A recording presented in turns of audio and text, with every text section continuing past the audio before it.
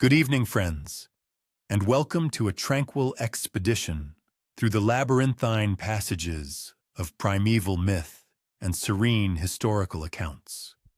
We invite you to soften the ambient illumination, recline comfortably beneath your favored blanket, and permit the clamor and exigencies of the day to gently recede. As we make ready for our immersive journey into the calming domain of Greek mythology, allow your imagination to meander across the ancient, sun-drenched marble thoroughfares and through the verdant olive groves of an era characterized by a profound simplicity. These venerable narratives have been tenderly recounted for millennia, passed down through generations from matriarch to child, illuminated by the soft, flickering glow of ancestral hearth fires. Now, with the lights suitably dimmed, perhaps accompanied by the gentle, hypnotic hum of a cooling fan, let our odyssey commence. In the primordial Genesis, preceding the advent of deities, the emergence of humankind, or even the celestial luminescence of stars scattered across the nocturnal firmament, there existed solely chaos. This was not the chaotic disarray one might associate with a particularly untidy adolescent's private quarters, but rather an unfathomable cavernous void. Envision it as an infinitely dark chamber, devoid of encompassing walls, a definitive ceiling, or a solid floor, merely an endless expanse of absolute non-existence. From this profound nothingness, the earth materialized. She was not an anthropomorphic entity, akin to you or me, but rather an embodiment. Picture her as the very ground supporting your feet at this instant, the fertile soil nourishing botanical life, the myriad rocks and grains of sand forming every coastal stretch and mountainous peak. Gaia, as she was known, initially existed in a state of somnolence, a quiet, pervasive presence, occasionally stirring. Alongside Gaia, Tartarus manifested, a nebulous, melancholic abyss situated deep beneath the terrestrial surface.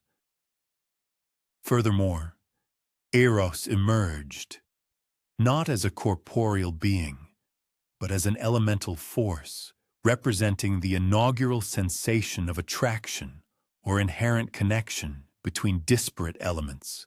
And so too came night and day, alongside Erebus, the profound darkness that permeated all the vacant spaces.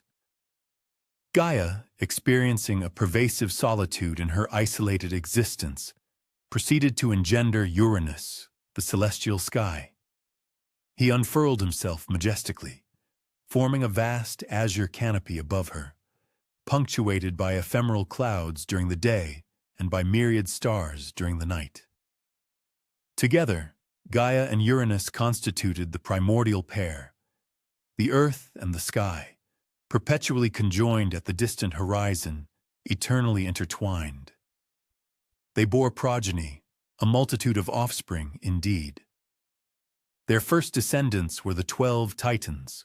These were colossal entities, not precisely divine beings in the later sense, yet possessing a grandeur far surpassing mere natural phenomena. Their appellations were straightforward. Oceanus reigned as the Titan of the immense river believed to encircle the entire world. Hyperion was the Titan embodying pure light. Mnemosyne presided as the Titan of memory, retaining perfect recollection of every past event. Imagine the sheer cognitive exertion required to recall every single action performed or observation made throughout all time. It would undoubtedly prove an immensely fatiguing endeavor. Subsequent to the Titans, Gaia and Uranus produced the Cyclopes, gargantuan beings distinguished by a single, formidable eye positioned centrally upon their foreheads. Contrary to later, more sensationalized accounts, they were not initially portrayed as terrifying monsters. Instead, They were skilled artisans, meticulously crafting with metals and stones within their secluded forges, nestled beneath towering mountains. Following them came the hecatoncheires, a rather cumbersome nomenclature for giants endowed with 50 heads and 100 arms apiece. One might ponder the logistical complexities of procuring suitable attire for such prodigious forms. Uranus, regrettably, proved to be an exceptionally deficient paternal figure. He harbored a profound disdain for his own offspring, particularly those whose appearances diverged significantly from the norm. Consequently, he forcibly cast the Cyclopes and the hecatoncheires into the abyssal depths of Tartarus, that aforementioned gloomy realm, simply to spare himself the sight of them. This act plunged Gaia into deep sorrow, for these were, after all, her beloved children as well. Thus Gaia conceived a clandestine stratagem. She conferred with her Titan children, inquiring if any would lend their aid in a rebellion against their oppressive father. Only the youngest among them, Cronus, assented to her entreaty. She furnished him with a stone sickle, a crescent-shaped implement commonly employed by agriculturalists for harvesting grain. When the shroud of night descended, and Uranus began his customary descent to envelop Gaia, Cronus wielded the sickle, thereby severing his father from his mother. Uranus, wounded and defeated, ascended into the distant reaches of the cosmos, and consequently, the earth and sky were no longer locked in perpetual embrace. As Uranus made his retreat, he ominously prophesied that Cronus, in turn, would one day suffer a similar fate, overthrown by his own progeny, just as he himself had been deposed. Cronus now ascended to the sovereign position among the Titans. He entered into matrimony with his sister Rhea, a practice not uncommon among divine entities in these ancient narratives, though our contemporary societal norms differ significantly. They began to procreate, giving birth to the inaugural generation of gods. However, Cronus, haunted by his father's dire prediction, harbored an intense fear of being usurped. Therefore, with the birth of each successive child, Hestia, Demeter, Hera, Hades, Poseidon, Cronus would summarily consume them whole. This was not a violent mastication, but rather a simple, swift ingestion. They would vanish down his throat into his stomach, where they remained fully sentient, but utterly incapable of escape. Rhea, understandably, found this practice utterly reprehensible. These were her offspring, and her maternal instinct yearned to embrace them, to witness their development. When her sixth child, Zeus, was imminent, she devised an ingenious counterplan.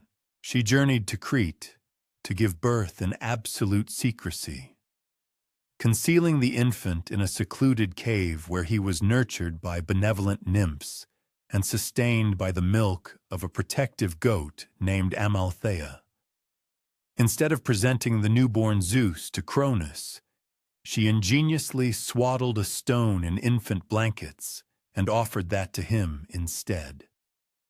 Cronus, in his haste and lack of scrutiny, swallowed the stone, erroneously believing he had successfully averted the prophesied threat. Zeus flourished on the island of Crete, developing into a powerful and astute individual. Upon reaching adulthood, he approached his father, cleverly disguised as a cupbearer, one entrusted with serving beverages at a grand feast. He presented Cronus with a distinctive concoction, a potent emetic infused with mustard and salt, which induced such profound nausea in the Titan that he violently regurgitated the contents of his stomach. First emerged the stone, followed by Zeus's 5 siblings, all now fully grown and robust after their prolonged confinement within their father's belly.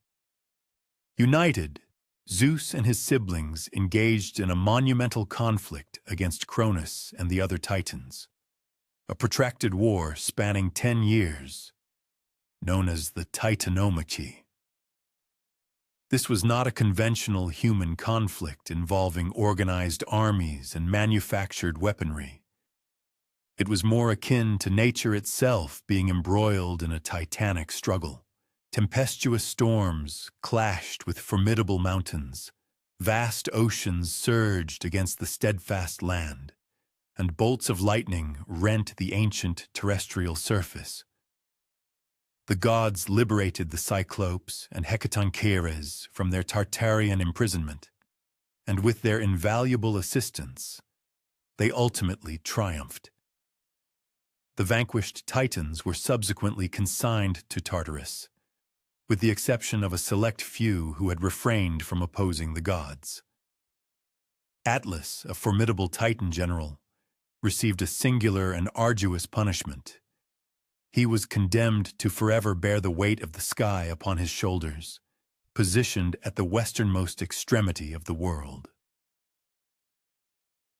With the Titanomachy concluded, the victorious gods proceeded to apportion the world amongst themselves. They cast lots, a method akin to drawing straws, to determine who would preside over which dominion.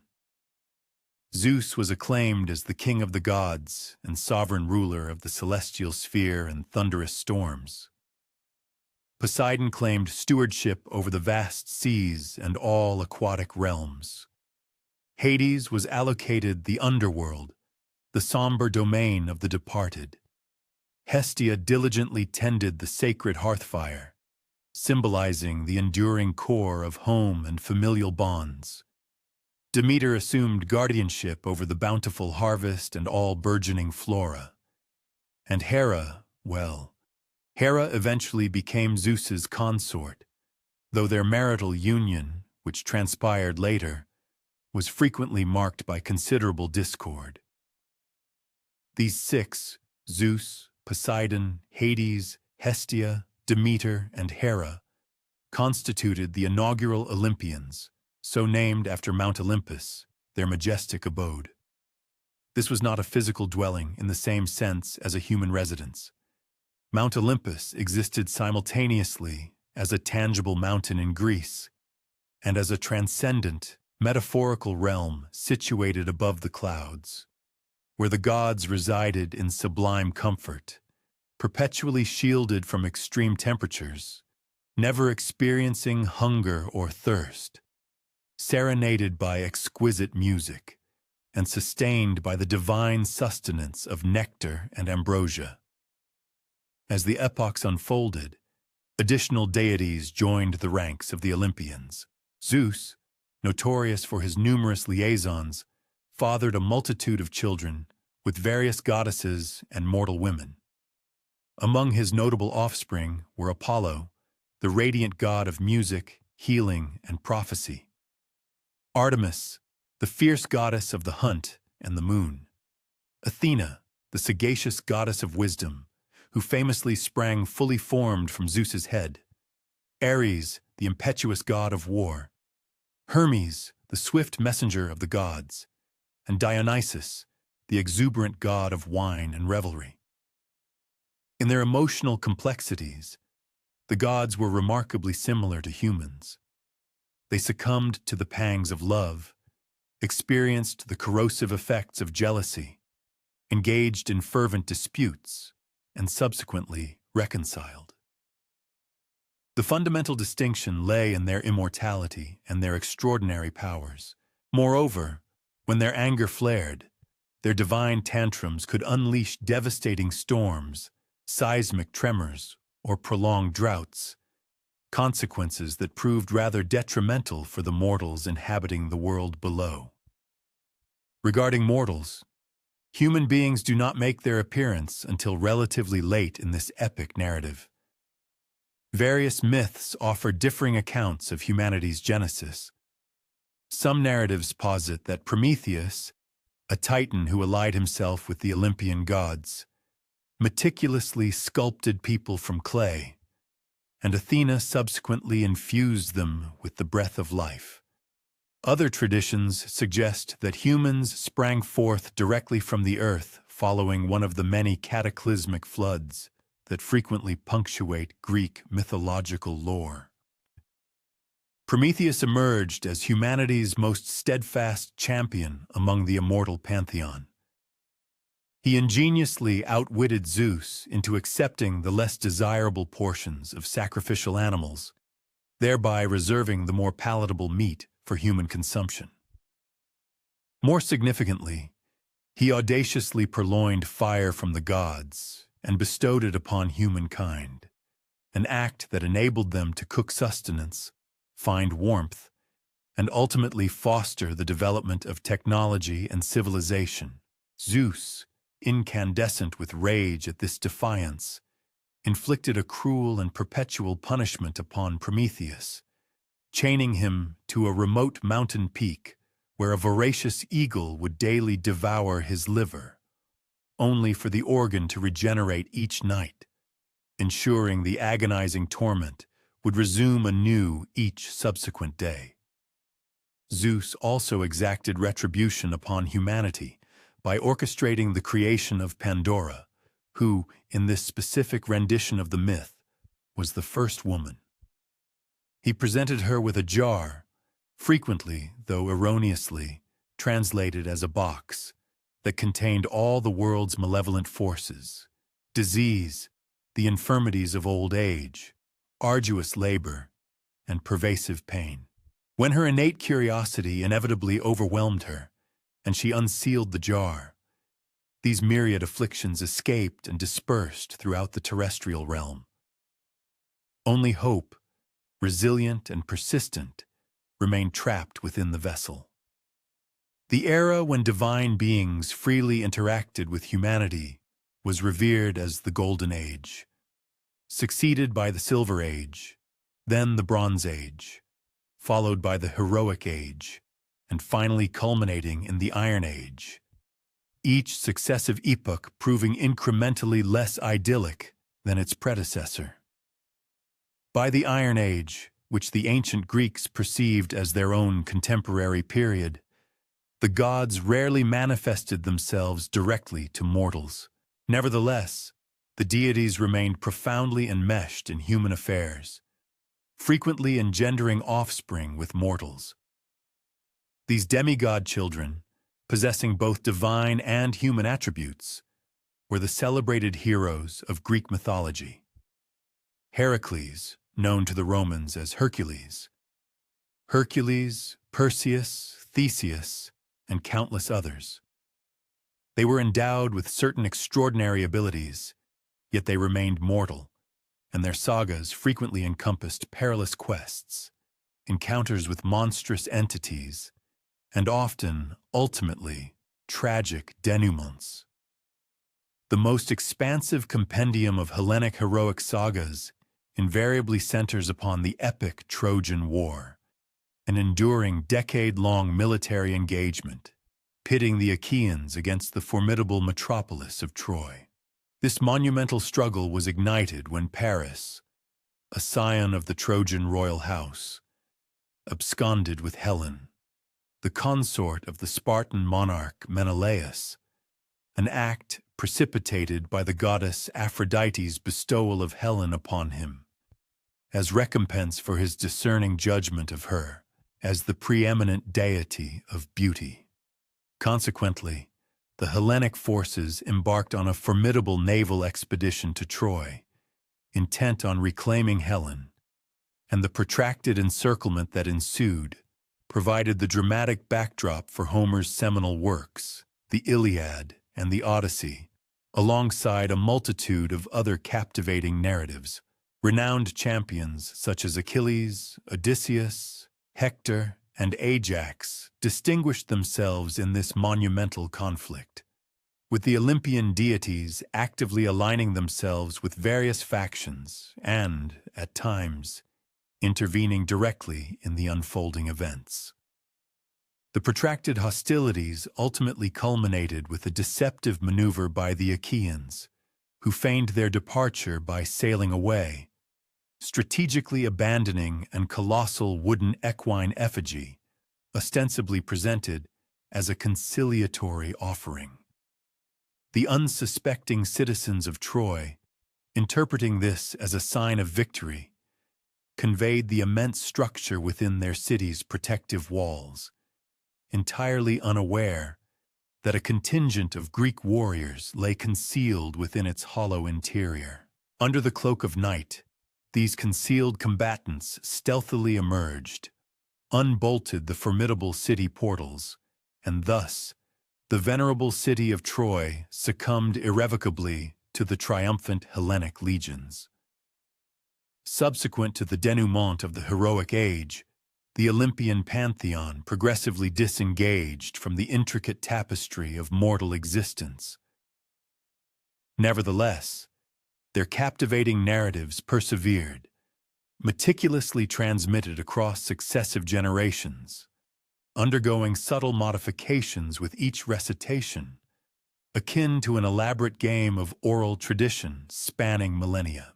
A significant proportion of these enduring myths served as profound attempts to demystify the natural phenomena that govern their lives, elucidating the cyclical transformation of the seasons, accounting for the sun's majestic transit across the firmament, and providing rationales for the awesome power of tempestuous storms and seismic tremors. Concurrently, other fables functioned as didactic moral allegories, vividly illustrating the dire repercussions of excessive hubris or underscoring the paramount virtues of Xenia or gracious hospitality and the imperative reverence due to the divine beings. And thus concludes the comprehensive chronicle of Greek mythology, or at the very least, its foundational contours. Innumerable additional legends, naturally, exist beyond this scope. The formidable 12 labors undertaken by the demigod Heracles, the perilous maritime odyssey of the Argonauts in pursuit of the Golden Fleece, the multitudinous metamorphoses enacted by Zeus in his relentless pursuit of amorous liaisons, and the protracted, arduous peregrinations of Odysseus as he strived to return to his homeland following the cataclysmic Trojan War. Yet, the preceding narrative has meticulously traced the genesis of this rich tradition, commencing from the primordial void of chaos, progressing through the world's elemental formation, the ascent of the formidable Titans, and culminating with the reign of the Olympian deities and the illustrious epoch of heroes. As individuals recline, perhaps succumbing to the gentle embrace of slumber, they might naturally ponder the ultimate fate of these ancient deities. Did their divine essence merely dissipate as human faith in their existence waned? Or do they persist somewhere, perhaps upon a remote, ethereal mountain summit, or submerged beneath the cerulean expanse of the Mediterranean Sea, silently observing humanity's ongoing progression without their direct intervention? One might even envision encountering them in nocturnal reveries, traversing their resplendent marble sanctuaries atop Mount Olympus, or navigating the Homeric wine-dark sea alongside the resourceful Odysseus. Indeed, these timeless narratives never truly reach a definitive conclusion. Rather, they repose in quiet anticipation, awaiting a fresh voice to recount their profound tales. As the nocturnal hours continue their tranquil progression, one's contemplation might shift towards a rarely considered subject: the profound manner in which the elemental cadence of cultivation and reaping, the very calendar of the agrarian laborer, profoundly molded the divine entities revered by the ancient Hellenes. It could indeed prove astonishing to discover the sheer number of celestial beings whose origins stemmed from no more extraordinary an observation than the gradual maturation of cereal crops and the sweet ripening of viticultural yields. One might envision the challenging existence of an ancient Hellenic farmer. Such an individual would possess neither the sophisticated meteorological applications nor the predictive almanacs of modernity. Advanced irrigation networks and synthetic soil enrichments would be entirely absent from their agricultural toolkit. Their entire subsistence, indeed the very sustenance or privation of their kin, hinged entirely upon an astute comprehension of nature's immutable rhythms. Precisely when to sow the seeds, the opportune moment for harvesting, the anticipated arrival of life-giving precipitation, and the period when arid conditions would desiccate their cultivated lands. The Greeks, mirroring agrarian societies across the globe, astutely discerned the recurrent nature of these fundamental patterns. Annually, an identical sequence of events unfurled. The frigid grip of winter invariably yielded to the burgeoning vitality of spring. The summer months heralded the maturation of succulent fruits. Autumn then witnessed the diligent collection of bountiful harvests before the perennial cycle recommenced. This perpetual rotation of the seasons thus formed the bedrock upon which their perception of the cosmos and their divine pantheon was constructed. One would commence with arguably the preeminent agricultural divinity, Demeter, the venerable goddess presiding over the harvest, cereal crops, and fecundity. Her very appellation encapsulates her essence. D, potentially deriving from the term for earth, and meter unequivocally signifying mother, thus the primordial Earth Mother. She was not merely an ethereal, abstract construct, but the tangible personification of the very soil's inherent capacity to yield sustenance.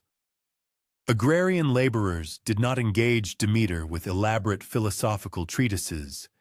Their interaction was fundamentally pragmatic. When a cultivator dispersed precious seeds across newly tilled earth, it was to Demeter that they would quietly implore, seeking her beneficence to ensure the successful germination of these nascent crops. They might softly articulate petitions such as "Bestow the tender rains, avert the destructive blight." The Hellenes intrinsically grasped that successful cultivation necessitated a symbiotic alliance with the natural world, and Demeter stood as nature's most potent emissary. Each autumnal season, diminutive agrarian communities meticulously observed the Thesmophoria, an exclusive festival dedicated to venerating Demeter. Participation in these solemn rites, which typically spanned multiple days, was strictly limited to women. On the second day of the observance, participants would undergo a period of fasting, deliberately seating themselves upon the bare earth to forge an intimate spiritual communion with the chthonic forces. The precise intricacies of the most hallowed segments of this festival remain shrouded in profound secrecy. Nevertheless, it is understood that these ceremonies encompassed intricate rituals designed to guarantee fecundity, extending both to the fertile capacity of the land and to the reproductive vitality of the women themselves. Yet, the narrative surrounding Demeter transcends a mere elucidation of the annual agricultural rotation. Her most celebrated myth provides the fundamental explanation for the very existence of the seasons. She was the mother of a cherished daughter named Persephone, who, while innocently gathering vibrant blossoms in a verdant meadow, witnessed the earth dramatically rend itself asunder. From this terrifying geological fissure, Hades, the formidable sovereign of the underworld, materialized, seizing Persephone and forcibly conveying her to his subterranean domain to become his unwilling consort. Demeter was utterly consumed by inconsolable grief. She traversed the entirety of the terrestrial sphere in a frantic quest for her lost child, utterly forsaking her sacred responsibilities as the goddess of the harvest. Consequently, the vital crops withered and perished. The fertile soil became utterly sterile. Humanity faced the grim specter of widespread famine. Ultimately, Zeus, the king of the Olympian gods, interceded, issuing a divine decree for Hades to restore Persephone. However, a significant impediment arose. Persephone, during her involuntary sojourn in the underworld, had partaken of 6 pomegranate seeds, and it was an immutable law that any individual who consumed the sustenance of the chthonic realm was forever bound to it. A delicate accord was thus negotiated. Persephone would consequently dedicate 6 months, or in alternative renditions 4 months, of each year within the shadowy confines of the underworld alongside Hades, and the remaining portion of the year she would spend in the sunlit world above, reunited with her grieving mother.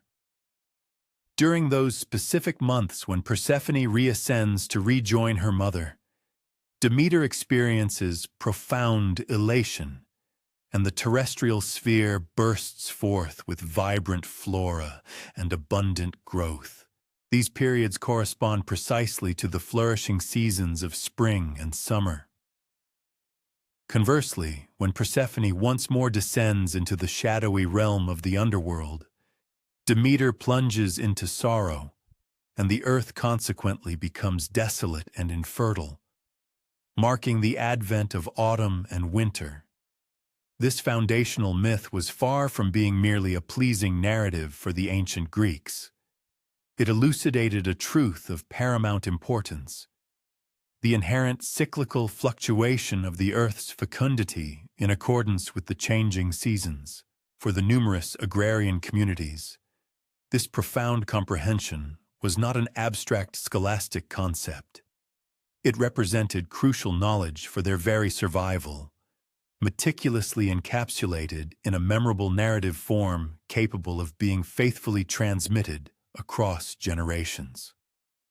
Following Demeter, one encounters Dionysus, the multifaceted deity of viticulture, verdant growth, and fecundity. His indispensable significance to the agricultural populace cannot be adequately emphasized. Grapevines constituted, and indeed continue to represent, an absolutely vital cultivation throughout the Mediterranean basin. The alchemical metamorphosis of humble grapes into intoxicating wine appeared nothing short of miraculous, serving as an impeccable allegory for the enigmatic energies of proliferation, demise, and regeneration that agrarian laborers consistently observed. Dionysus, according to the majority of his mythological accounts, was not initially born into godhood. His progenitor was a mortal woman named Semele, who was cunningly induced to request an audience with Zeus in his authentic, unshielded divine manifestation, an encounter no mortal being could possibly withstand. When Semele was utterly consumed by the blazing effulgence of Zeus's glory, the Olympian sovereigns salvaged their embryonic offspring by ingeniously implanting the fetus within his own thigh, nurturing it until Dionysus was fully prepared for birth. This extraordinary Genesis narrative is replete with profound agricultural symbolism. The nascent seed, personified by Dionysus, necessitates protective concealment within darkness before it can finally emerge into illumination and commence its vigorous development. Numerous Dionysian observances intrinsically incorporated this perennial motif of mortality and resurgence, a thematic resonance that perfectly mirrored the cyclical rhythm of agricultural life. Vineyards, for instance, present an appearance of dormancy and lifelessness throughout the winter months, only to spectacularly erupt with vigorous new shoots and foliage in the verdant embrace of spring. Agrarian communities honored Dionysus through a series of distinct festivals dispersed across the annual calendar. The rural Dionysia, for example, was observed in either December or January, coinciding with the maturation and readiness of the year's new vintage for consumption. During these celebrations, villagers engaged in vibrant processions, often featuring emblematic phallic representations, symbolizing fecundity, spirited dancing, and predictably, copious quantities of wine. Another significant event was the Anthesteria in February, a period designated for the ceremonial uncorking and tasting of the previous year's wine. Furthermore, the more renowned Greater Dionysia in Athens progressively transformed into the celebrated theatrical festivals, where the enduring masterpieces of Greek tragedy and comedy were first staged. These gatherings were not merely pretexts for unrestrained merriment. They served as critical chronological markers within the agricultural year. The inaugural sampling of the new wine represented a pivotal juncture in the farmer's annual cycle, as the inherent quality of that vintage heavily influenced a substantial portion of their financial well-being and overall prosperity. Even those Olympian deities not primarily identified with agricultural pursuits demonstrably bore the imprint of the farming calendar. One might contemplate the figure of Apollo, the radiant god of illumination, melodious harmony, restorative healing, and prophetic foresight. His cyclical migration between his enigmatic winter abode in the distant fabled land of the Hyperboreans and his sun-drenched summer sanctuary on the sacred Isle of Delos perfectly paralleled the sun's own annual celestial trajectory. For the diligent cultivators whose planting schedules were meticulously governed by the sun's precise position in the sky, Apollo's divine peregrinations served as a celestial mirror, offering a sacred reflection of their essential agricultural timetable. Even Zeus himself, the formidable sovereign of the entire Olympian pantheon, was profoundly connected with meteorological phenomena, most notably with precipitation and tumultuous thunderstorms.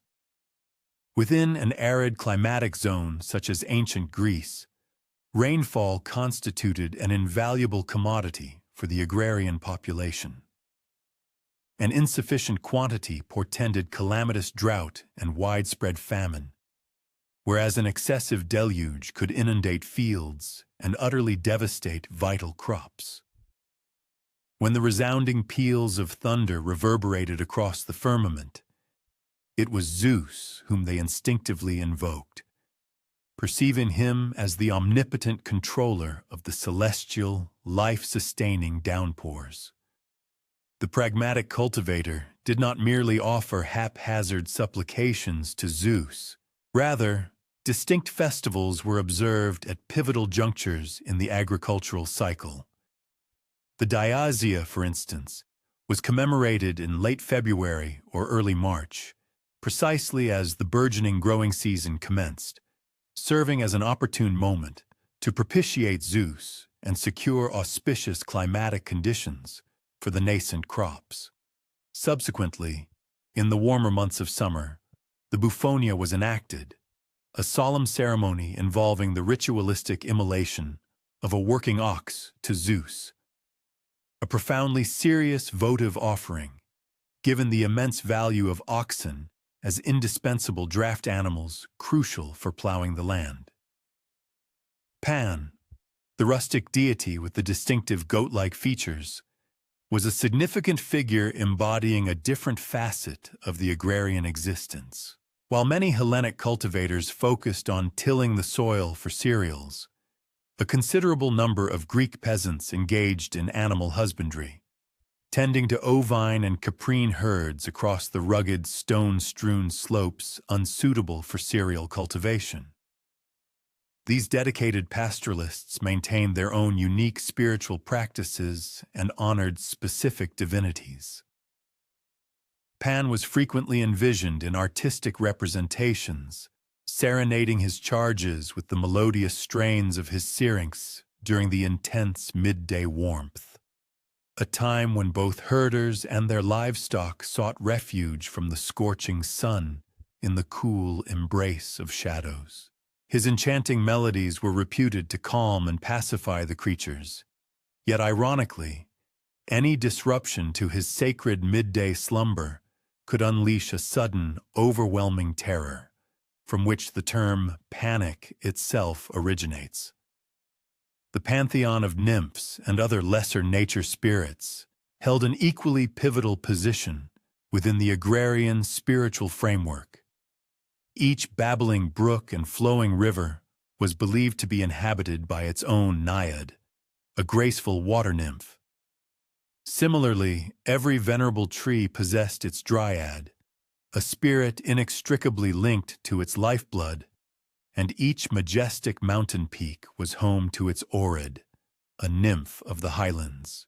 These were not the remote, awe-inspiring deities enthroned upon the lofty heights of Mount Olympus, but rather intimate, localized entities that coexisted within the very environment shared by the agriculturalists. Consequently, prior to felling a sturdy oak or constructing an earthen barrier to divert a stream for essential irrigation, a prudent cultivator would invariably present a respectful votive offering to the particular spirit residing within that natural feature. This practice transcended mere folkloric belief. It powerfully underscored a fundamental, ingrained comprehension that the finite bounty of natural assets necessitated judicious stewardship and thoughtful preservation. These acts of devotion and ceremonial observances served as a constant admonition, prompting the agricultural community to exercise profound deliberation before undertaking any significant modification to their surroundings. This constituted an embryonic, yet remarkably effective paradigm of ecological conservation, subtly interwoven into the fabric of their spiritual customs. Beyond this, the relentless rhythm of the agricultural cycle profoundly influenced the very conceptualization of temporality for the ancient Greeks.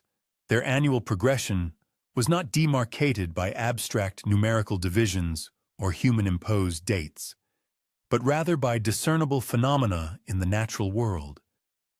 The celestial ascensions and descents of specific constellations, the vibrant blossoming of indigenous flora, and the predictable return of avian species undertaking their seasonal migrations.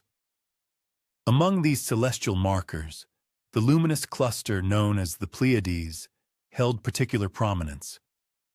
Its initial visibility just before daybreak in the month of May unequivocally indicated the opportune moment for the reaping of crops, whereas its emergence in the evening sky during November heralded the period designated for tilling the soil and the vital sowing of winter wheat.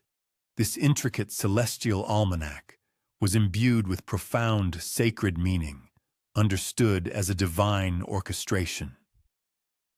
According to ancient lore, the Pleiades were immortalized as 7 sisterly figures, transposed into the firmament by the supreme deity, Zeus.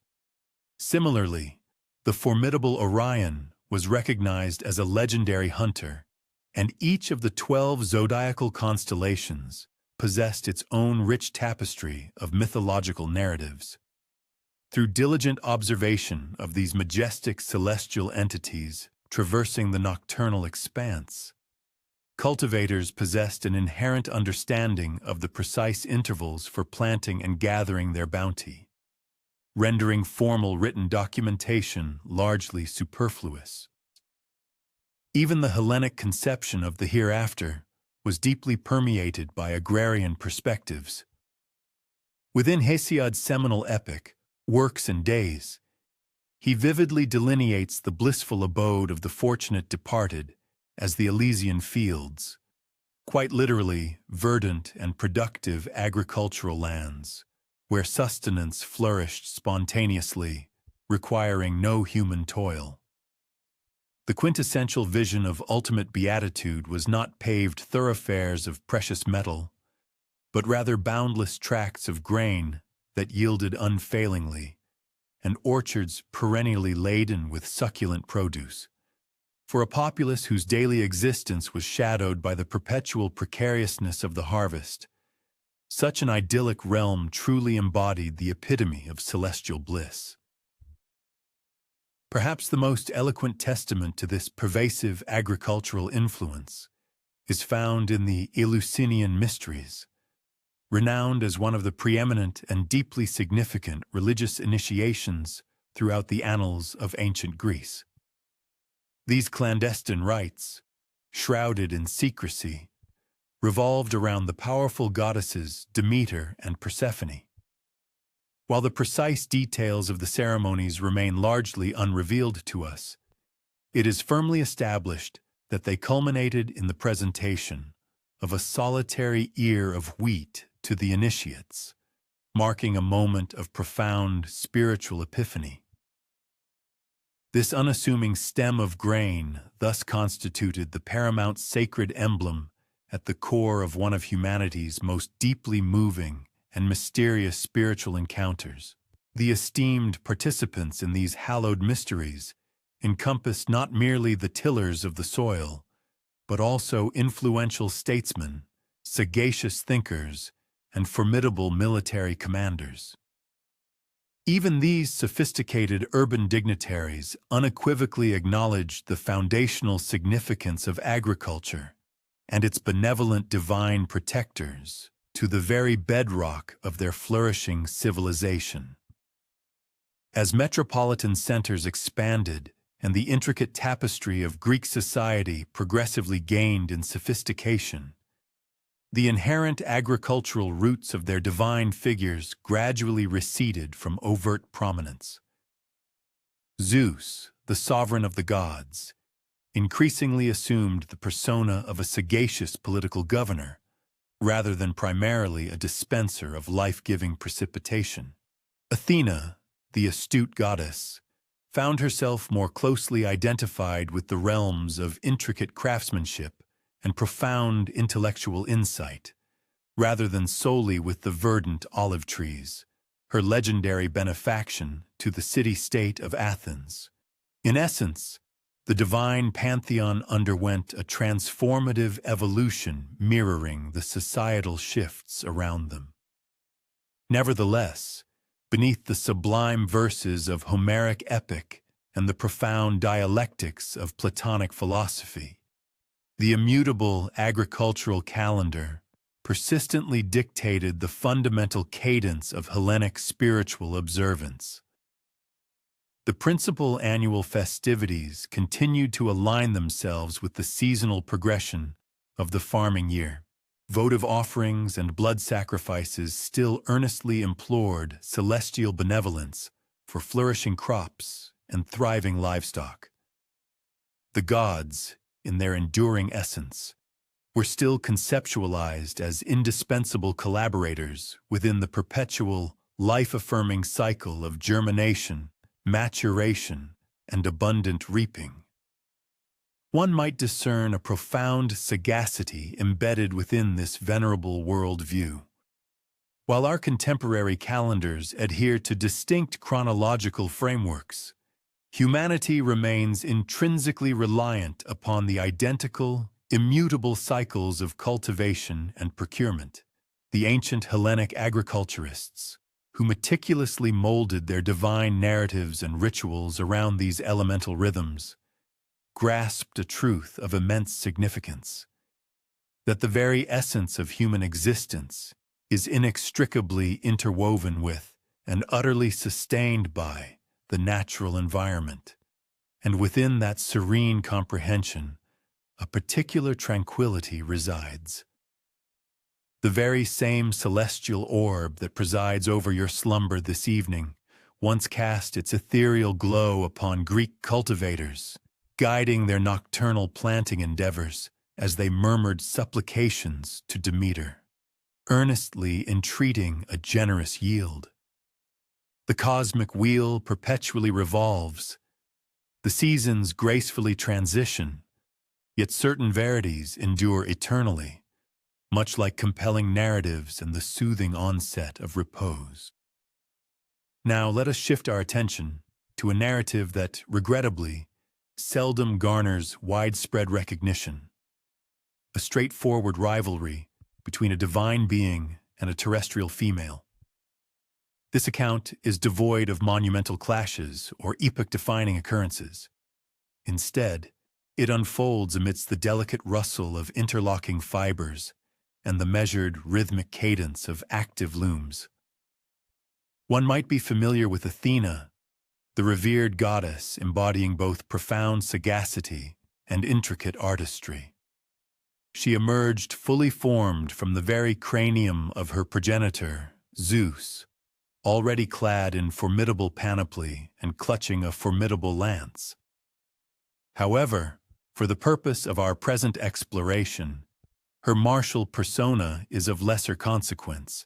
Our focus, rather, will alight upon her more tranquil aptitude, the masterful art of textile creation. Athena was revered as the divine protectress of all who practiced the intricate arts of weaving and embroidery. Oral traditions recounted that she was the ingenious originator of the loom, and it was she who imparted to humankind the profound knowledge of transforming coarse wool and resilient flax into finely crafted textiles. Arachne, the mortal protagonist of our tale, dedicated her waking hours within the sun-drenched atrium of her paternal abode, diligently positioned before her loom. The serene, unvarying oscillation of her shuttle, traversing repeatedly across the warp, possessed a constancy akin to a living pulse, advancing and retreating ceaselessly through countless hours and successive days. Gradually, filaments dyed in hues of azure, burnished gold, vibrant crimson, and verdant green coalesced into pictorial representations of such astonishing verisimilitude that they appeared poised to transcend the very fabric of their creation. The renown of Arachne's extraordinary talents swiftly disseminated far and wide. Individuals journeyed from adjacent settlements, drawn solely by the desire to observe her intricate artistry in progress. They frequently presented offerings of raw wool or flax, harboring the aspiration that their humble contributions might be incorporated into her subsequent magnum opus. Youngsters, captivated by the spectacle, would surreptitiously gaze over the courtyard barrier, their faces alight with fascination as vibrant scenes materialized from mere strands of fiber. From whom did you acquire such unparalleled dexterity in weaving? Curious onlookers would inquire. Arachne would respond with a self-assured smile, declaring, "My mother imparted the foundational techniques, but the remainder blossomed organically within me. No external instructor was ever requisite." Some would venture, assuredly Athena herself must have bestowed her divine favor upon your hands. And it was precisely at this juncture that discord began to agitate the calm, akin to a diminutive stone disturbing the placid surface of a pond. For Arachne would betray a flicker of displeasure at such propositions, retorting with unwavering conviction, "Athena. No, I am indebted to her for absolutely nothing. My prodigious aptitude is entirely my own endowment. Indeed, I am firmly convinced that my creative output eclipses even the capabilities of the goddess herself." Within the rich tapestry of Hellenic mythology, few transgressions were deemed more perilous than hubris, that egregious and overweening self-importance that compels mortal beings to presumptuously equate themselves with the immortal deities. Utterances in this ancient worldview possessed an inherent potency, and Arachne's audacious proclamations did not escape the notice of the heavens. They ascended towards the sacred pinnacle of Mount Olympus, much like the ephemeral wisp of vapor rising from a hearth, eventually permeating the consciousness of Athena herself. It is noteworthy that the gods and goddesses were often acutely susceptible concerning their specialized domains of mastery. Athena had, after all, benevolently bestowed the craft of weaving upon humanity as a divine boon. To apprehend a mere mortal asserting preeminence was undeniably disquieting, yet Athena also embodied profound sagacity. She refrained from instantaneously smiting Arachne with a searing lightning bolt or transmuting her into arboreal form, as certain more impetuous divinities might have impulsively done. Instead, she resolved to personally ascertain the veracity inherent in these bold assertions. Adopting the guise of an aged crone, enveloped in a somber, attenuated gray mantle, Athena journeyed towards the city of Colophon. Her arrival as an infirm wayfarer, leaning upon a twisted, knotty staff, passed largely unremarked by the populace. No one, that is, save for the local canine inhabitants, who inexplicably fell into an uncharacteristic silence as she proceeded. Athena soon located Arachne in her customary position, her nimble digits executing intricate movements as she diligently labored upon a magnificent tapestry. The woven scene depicted Apollo's radiant chariot traversing the celestial expanse, its solar luminescence artfully rendered in golden filaments that appeared to genuinely emanate a shimmering radiance. A modest assembly of spectators had congregated, engrossed in the spectacle. The veiled goddess positioned herself unobtrusively at the periphery, keenly scrutinizing the artistry. The finished piece was undeniably extraordinary. She was compelled to concede that Arachne's weaving possessed an intrinsic grace, a profound comprehension of how to imbue inert threads with the illusion of dynamic motion. The powerful steeds propelling Apollo's chariot seemed veritably to toss their flaming manes, while the ethereal clouds appeared to glide languidly across the textile firmament. Eventually, Arachne momentarily ceased her diligent labor, extending her arms gracefully above her head and rotating her shoulders to alleviate the muscular rigidity that arose from prolonged immobility. It was precisely at this moment that her gaze alighted upon the elderly female. "Approach closer, venerable lady," she invited with a gracious tone. "You will gain a superior vantage point from here." Athena advanced, the onlookers courteously parting to create a passage. "Your craftsmanship is exquisite, my dear," she uttered, her voice deliberately rendered hoarse and frail by her disguise. "I thank you," Arachne responded, a faint smile gracing her lips. "I, too, was once a practitioner of the loom," Athena continued. "Though assuredly not possessing your extraordinary aptitude, I nonetheless derived immense gratification from the art. I have overheard whispers suggesting your prodigious skill rivals that of Athena herself."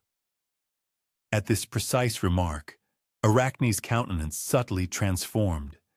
A distinct current of self-importance infused her vocal delivery. "Rivals? No, I would confidently assert it eclipses hers. Athena may have conceived the genesis of weaving, but I have brought it to its zenith of perfection."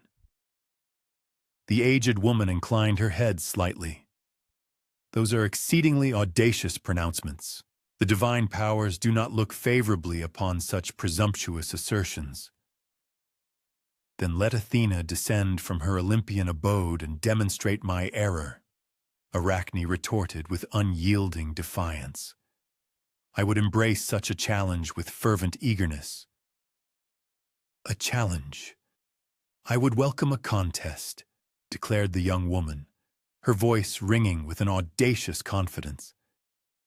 A palpable ripple of unease spread through the assembled onlookers, a collective gasp escaping their lips at such a bold and perilous provocation. Several individuals, gripped by a sudden chilling apprehension, discreetly melted into the shadows, unwilling to bear witness should the divine fury descend upon this seemingly presumptuous mortal. Perhaps, the aged woman ventured with a measured and cautious tone, her gaze thoughtful. One might consider demonstrating a greater measure of deference. Hubris, as our ancient narratives frequently recount, often serves as a prelude to a calamitous downfall. Yet Arachne merely offered a dismissive laugh, her composure unshaken. I merely articulate the unvarnished truth. Why should the simple act of stating facts be construed as disrespectful? If Athena perceives my candor as an affront, then that truly is her own predicament, not mine to shoulder.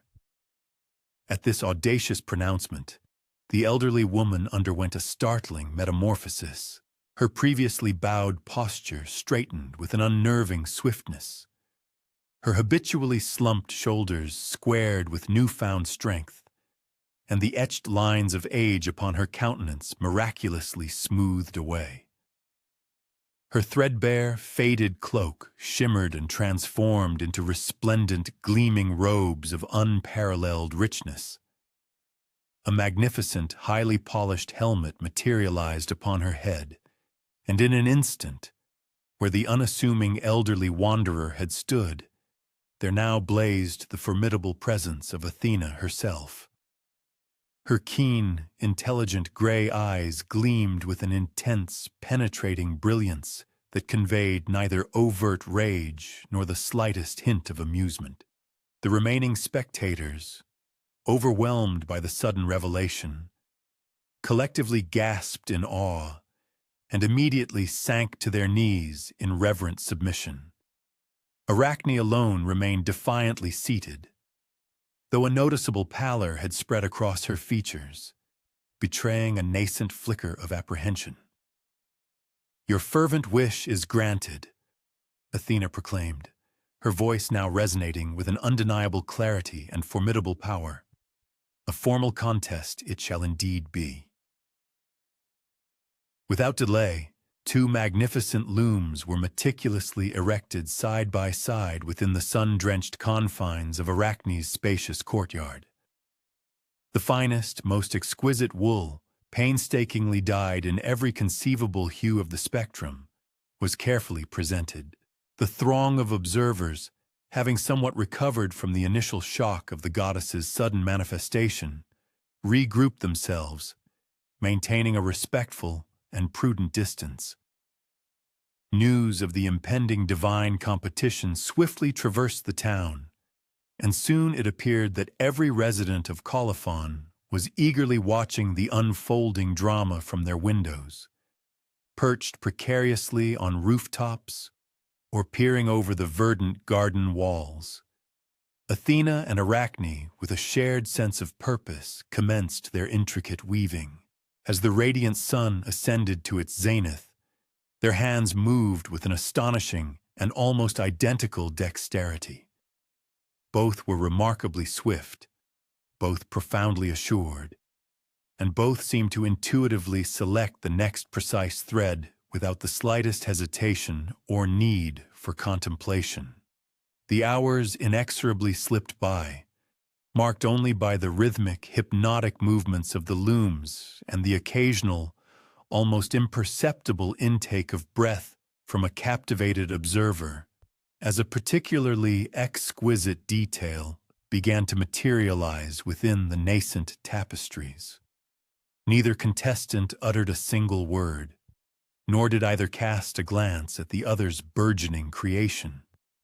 They simply wove, utterly absorbed and lost within the captivating act of creation, taking tangible form before their very eyes. Athena's magnificent tapestry unfolded a panoramic tableau depicting the 12 mighty Olympian gods in their full, awe-inspiring glory. Zeus was majestically enthroned, his scepter held aloft, while Poseidon wielded his formidable trident. Apollo cradled his melodious lyre, and Artemis stood poised with her taut bow. Each divine countenance was rendered with astonishing individuality, every subtle expression impeccably captured, conveying both their power and their inherent majesty. In the 4 distinct corners of her elaborate artwork, the goddess judiciously incorporated smaller, cautionary vignettes illustrating the dire fates that befell audacious mortals who dared to challenge the supreme deities. There was Niobe, eternally weeping over her tragically slain progeny, her grief palpable.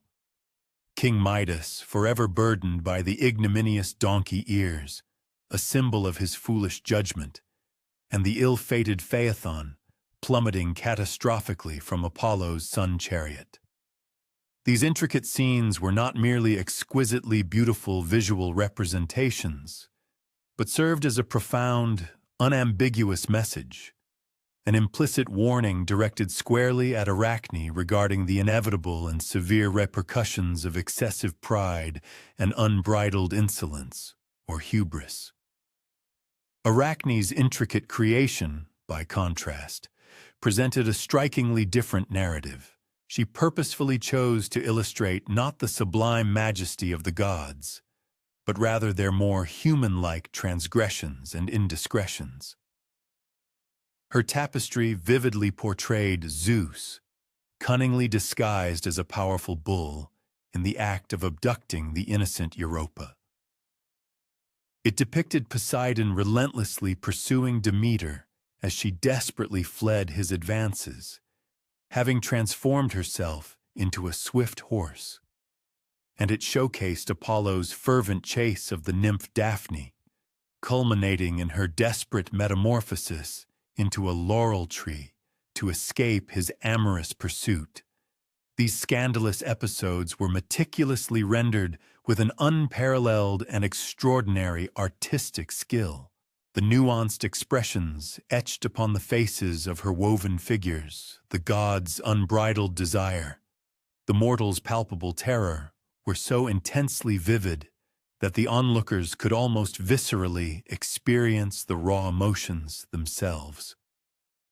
Furthermore, the surrounding landscapes within her narrative were depicted with an astonishing degree of intricate detail, extending even to the individual veins on leaves and the delicate petals on blossoming flowers, each element contributing to the tapestry's profound realism.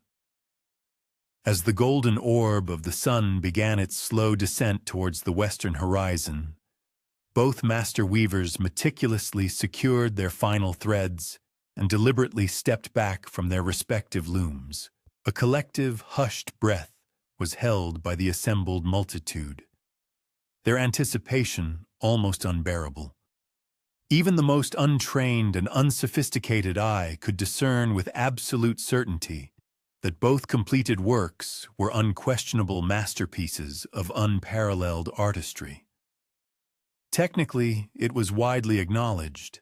They were perhaps perfectly matched in their execution, yet the profound disparity in their chosen subject matter eloquently revealed much about the inherent characters and perspectives of their creators. Athena, with a discerning and critical eye, carefully scrutinized Arachne's tapestry. The sheer technical prowess was utterly undeniable. The composition exhibited a flawless balance. The vibrant colors harmonized with exquisite precision, and even the most challenging and intricate elements, such as the shimmering water splashing around Poseidon's powerful hooves, or the individual, meticulously rendered feathers within Zeus's majestic eagle form, were executed with absolute perfection. However, the chosen content, the audacious decision to portray the revered gods not in their inherent majesty and divine splendor, but rather in their moments of human-like frailty and questionable moral conduct, struck the goddess as deeply provocative. It was undeniably beautiful in its execution, yes, but simultaneously profoundly disrespectful in its thematic choice. Arachne, for her part, gazed upon Athena's magnificent tapestry with a growing sense of profound dismay. She had fully anticipated witnessing technical perfection from the goddess, and indeed, she found it in abundance. Yet, what she had not foreseen was being so deeply and unexpectedly moved by the sheer emotive power of the goddess's creation. There was an ineffable quality in the eyes of the woven figures, an almost palpable depth, a profound sense that they might, at any given moment, stir to life and speak. And then there were the stark, cautionary scenes meticulously woven into the corners, their message unmistakably clear. They were unequivocally intended as a direct and pointed warning to her. The hushed crowd, now almost breathless, anxiously awaited Athena's definitive judgment. Would the goddess acknowledge Arachne's extraordinary skill, or would she instead unleash her divine wrath and punish the mortal's audacious presumption? The atmosphere within the courtyard grew heavy, pregnant with tension, akin to the oppressive stillness that precedes an imminent summer storm. Athena then deliberately turned away from the two magnificent tapestries to directly confront Arachne. "Your technical prowess is indeed as formidable as has been widely proclaimed," she conceded, her voice carrying a profound weight, "perhaps even comparable to my own in certain exquisite aspects." A low murmur of astonishment rippled through the assembled crowd. For a goddess to utter such an admission, acknowledging a mortal's skill as equal to her own, was an event utterly without precedent in divine history. Yet, Athena continued, her gaze unwavering, however, sheer technical skill alone does not inherently constitute truly great art. True artistry demands that wisdom must unerringly guide the creative hand. Your remarkable work, while undeniably showcasing immense talent, betrays a profound lack of judicious discernment. You have presumptuously employed your extraordinary gift to mock and, in essence, diminish the venerable gods.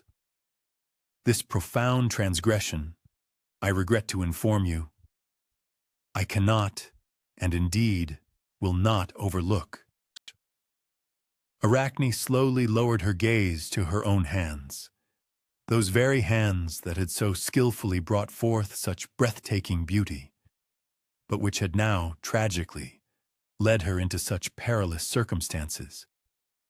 For the very first time, the full, crushing gravity of her dire situation descended upon her with an undeniable force. She had dared to challenge a powerful goddess. She had brazenly depicted the immortal deities in an unflattering and disrespectful light. The consequences, she now understood with chilling clarity, would be severe and unavoidable. Perceiving no possible avenue of escape from her impending fate, Arachne instinctively reached for a discarded length of unused thread from her loom. Before anyone present could possibly intervene or prevent her desperate act, she swiftly fashioned it into a crude noose and moved with grim determination to hang herself from the sturdy rafters of the courtyard. However, Athena, with a swiftness that defied mortal comprehension, stepped forward and decisively caught Arachne's arm. "No," the goddess declared, her voice resonating with an unyielding authority. "Such a fate is not yours to choose." The goddess then gently sprinkled a few luminous drops of a mysterious liquid onto Arachne, a potent potion distilled from rare and potent herbs that flourished exclusively upon the sacred peaks of Mount Olympus. Instantly, a profound and horrifying transformation began to overtake Arachne. She visibly shrank, her elegant limbs contorting and reshaping, her entire body darkening and compressing into a grotesque, compact form. Where the proud young woman had stood mere moments before, there now hung a small, dark spider, suspended precariously from a newly spun silken thread. "Since your passion for weaving is so consuming," Athena pronounced, her voice both solemn and definitive, "you shall continue to weave forevermore. You and all your countless descendants will spin and weave tirelessly until the very end of time itself." Thus, in that unforgettable moment, Arachne became the very first spider, and her name, echoing through the ages, now provides the scientific term arachnid for her entire order of creatures. Her punishment, a cruel twist of fate, was to perpetually engage in the activity she so deeply loved, yet in a tragically diminished form, no longer capable of creating magnificent pictorial narratives, but merely simple, geometrically intricate webs. As for the two extraordinary tapestries, Athena took possession of both. Arachne's she preserved as an eternal testament to the astonishing heights of skill that a mortal could, under extraordinary circumstances, achieve.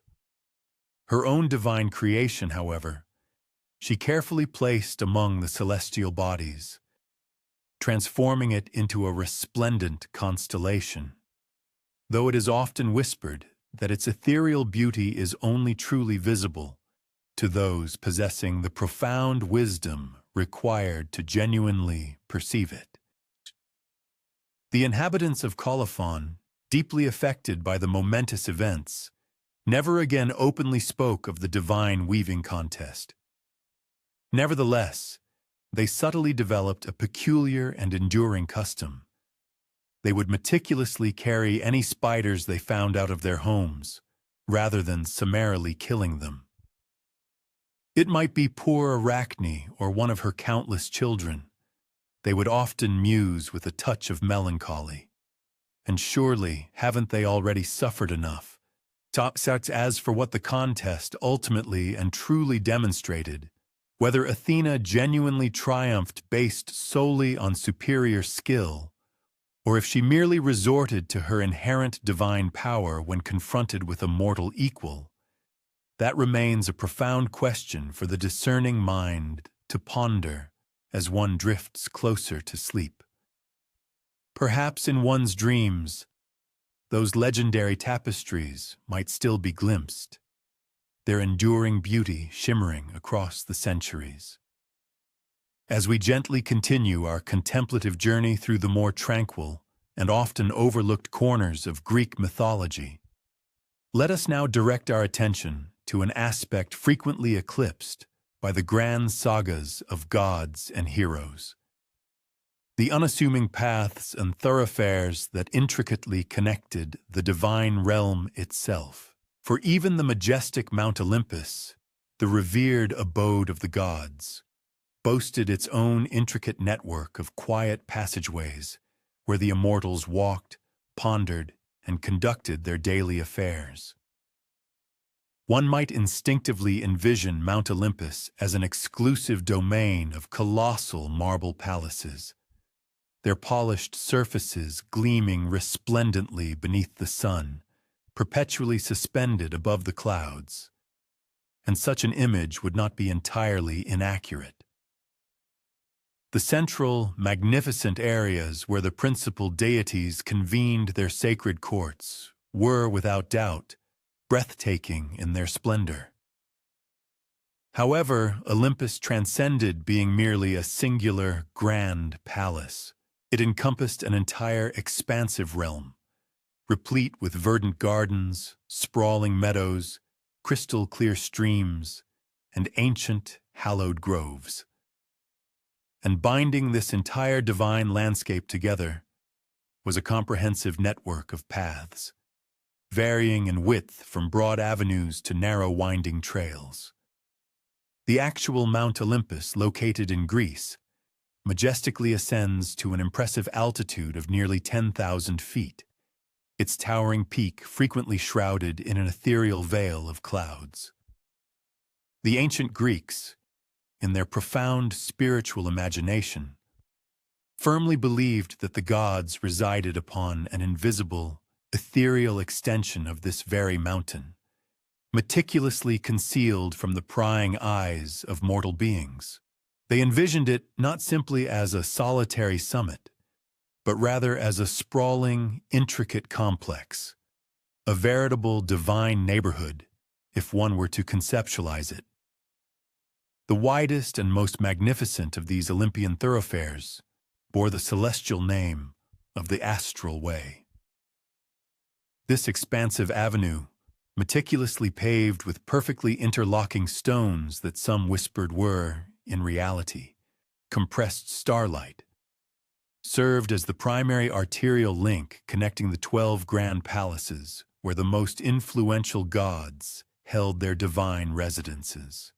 Zeus and Hera's majestic royal dwelling occupied the highest, most prominent point, with the other divine abodes thoughtfully arranged in a hierarchical order reflecting each god's individual status and sphere of influence. Each morning, a dedicated assembly of minor deities and ethereal nature spirits would meticulously sweep this hallowed road, utilizing brooms fashioned from the iridescent feathers of peacocks. Their task was to carefully collect any stray leaves or delicate petals that might have gently drifted onto the pristine, unblemished surface. Not that the astral way required extensive maintenance, for unlike the transient and often rutted roads of the mortal world, this divine pathway never developed unsightly grooves or inconvenient potholes. Its perfectly fitted stones never shifted or loosened. It remained perpetually flawless, an enduring testament to its divine origin, entirely befitting a thoroughfare exclusively traversed by the feet of immortals. The Horae, or seasons, Thallo, Oxo, and Carpo, were entrusted with the delightful responsibility of adorning the astral way, ensuring its beauty resonated with the specific time of year. In the vibrant embrace of spring, they would meticulously line the avenue with blossoming fruit trees, their delicate petals cascading gently like fragrant, scented snow. During the warmth of summer, tall, vibrant flowers would unfurl, providing welcome patches of dappled shade. Autumn heralded the appearance of golden-leaved vines that, by some magical decree, never shed their foliage onto the immaculate paving. And in the hushed stillness of winter, intricate crystalline structures, not quite ice but something far more enduring and luminous, would majestically coalesce, forming glittering archways overhead, creating a spectacle of breathtaking, ethereal beauty. Glittering archways overhead, creating a celestial canopy. Movement along the grand thoroughfare, known as the Astral Way, adhered to a strict code of conduct. The venerable Zeus and his queen, Hera, invariably commanded absolute right of passage. The remaining 10 principal deities of Olympus, Poseidon, Demeter, Ares, Athena, Apollo, Artemis, Hephaestus, Aphrodite, Hermes, and Dionysus, were afforded precedence based upon their established divine rankings. Lesser divinities, ethereal nymphs, and other immortal entities would deferentially yield their position whenever a god of superior standing drew near. Yet, the astral way represented merely one artery within the vast network. Of greater intrigue for our contemplative journey are the less prominent routes, the secluded byways of Olympus, so to speak. These were the less frequented avenues, where even the most powerful deities occasionally sought moments of serene solitude.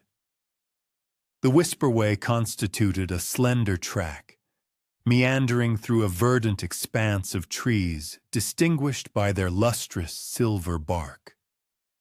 Legend held that these arboreal wonders had sprung forth from the buried confidences of the gods themselves. The very leaves, it was recounted, would emit a soft murmur as one traversed the path. This was not a volume sufficient to discern individual words, but rather a gentle sibilant rustle, akin to a distant, hushed colloquy. Deities desiring undisturbed contemplation frequently chose this particular route. The ceaseless, gentle sound served to obscure their private thoughts from any who might otherwise attempt to eavesdrop. Apollo, in particular, held a profound affection for the Whisperway. He would often amble along its length in the late afternoon, mentally fashioning verses of poetry or intricate musical compositions. Occasionally, he would bring his cherished lyre, testing nascent melodies and allowing the ambient rustling of the leaves to furnish a natural, ethereal accompaniment to his creative endeavors. Artemis, the chaste huntress, exhibited a distinct preference for the moonstone path, a route that manifested its presence solely under the cloak of night.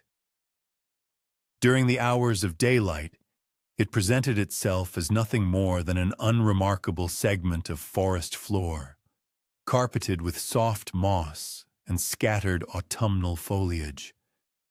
However, with the ascension of the moon, especially when it attained its full, luminous orb, diminutive, rounded stones embedded within the earth would commence to emanate a gentle, silvery luminescence. This enchanted pathway ultimately led to Artemis's exclusive hunting grounds, a sacred preserve where she would joyfully engage in the chase alongside her devoted nymphs and revered deer. The Lover's Loop described an intimate circular promenade that wended its way through the most exquisite horticultural displays on Mount Olympus.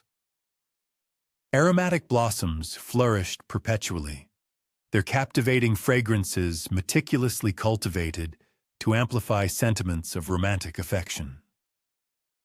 Benches meticulously sculpted from rose quartz were strategically positioned at regular intervals, invariably arranged to afford both cherished privacy and a picturesque vista.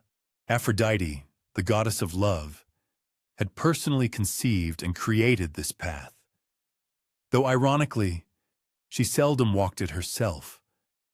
Her inclination was to bestow upon other immortals the enchanting gift of its evocative ambience. Ares, the god of war, and Aphrodite would, on occasion, rendezvous upon the Lover's Loop when they desired to share moments away from the intrusive gazes of other deities, particularly the vigilant eyes of Aphrodite's husband, Hephaestus. They harbored the illusion that their clandestine meetings remained secret, yet in truth, their dalliances were widely known throughout the Olympian realm. The other gods simply maintained a facade of blissful ignorance, choosing not to embroil themselves in the complexities of the divine love triangle. The craftsman's circuit served as a purely functional thoroughfare, specifically engineered to link Hephaestus's primary forge with his various ancillary workshops and storage depots.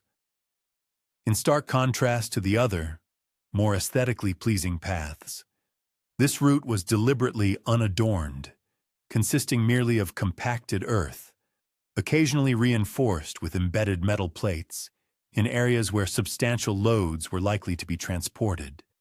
Hephaestus, the esteemed god of artisans and smiths, possessed no patience for decorative embellishments that lacked a practical purpose. His diligent workers and numerous assistants, primarily the formidable Cyclopes, who contributed their strength to the divine forge, utilized this path daily, transporting raw materials and newly finished creations back and forth. The very air along the craftsman's circuit perpetually carried the faint, distinctive aroma of heated metal and smoldering wood smoke. The rhythmic, insistent clang of hammers resonated continuously in the distance, a testament to the ceaseless industry of the forge.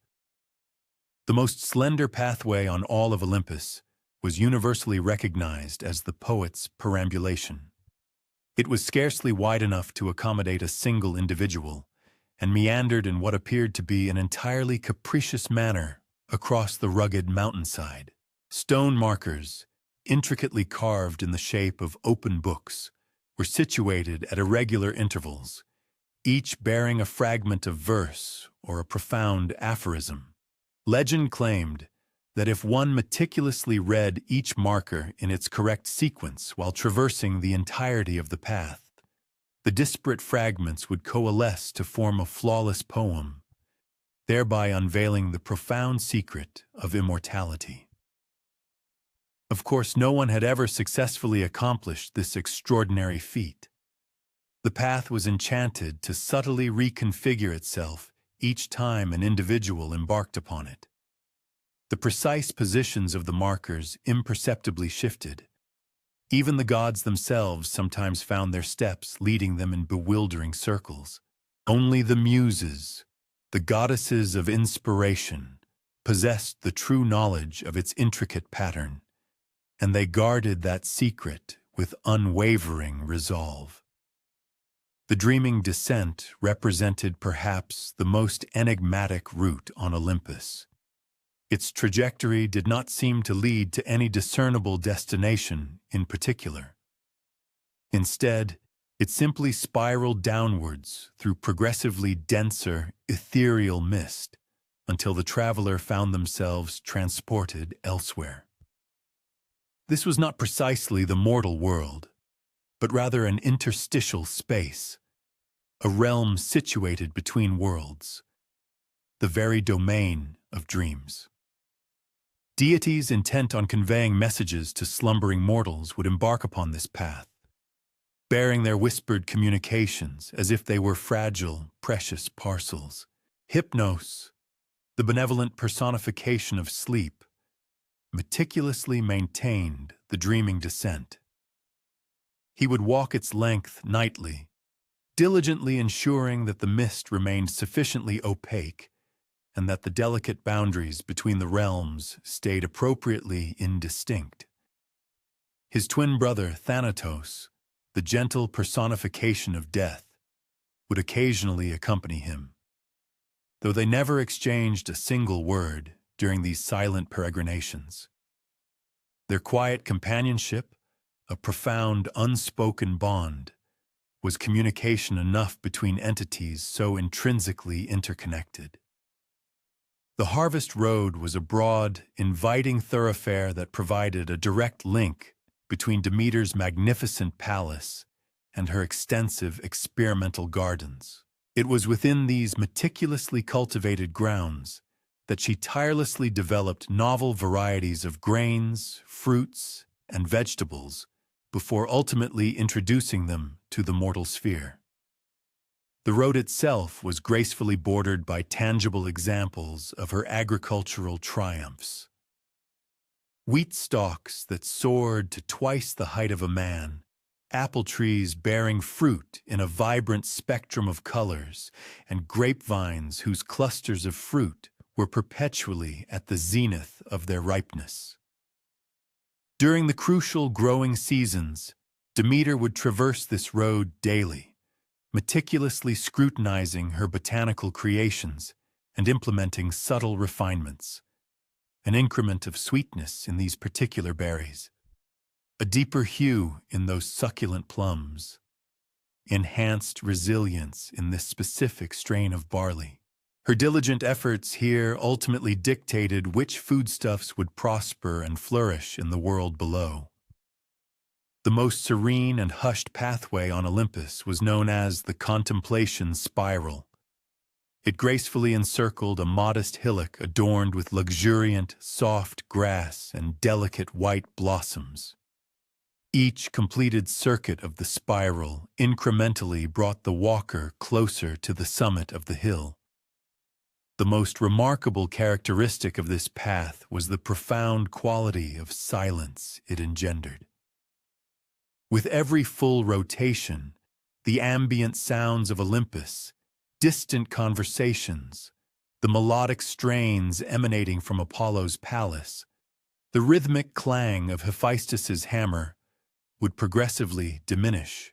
By the time one reached the very center, an absolute and perfect silence would envelop them.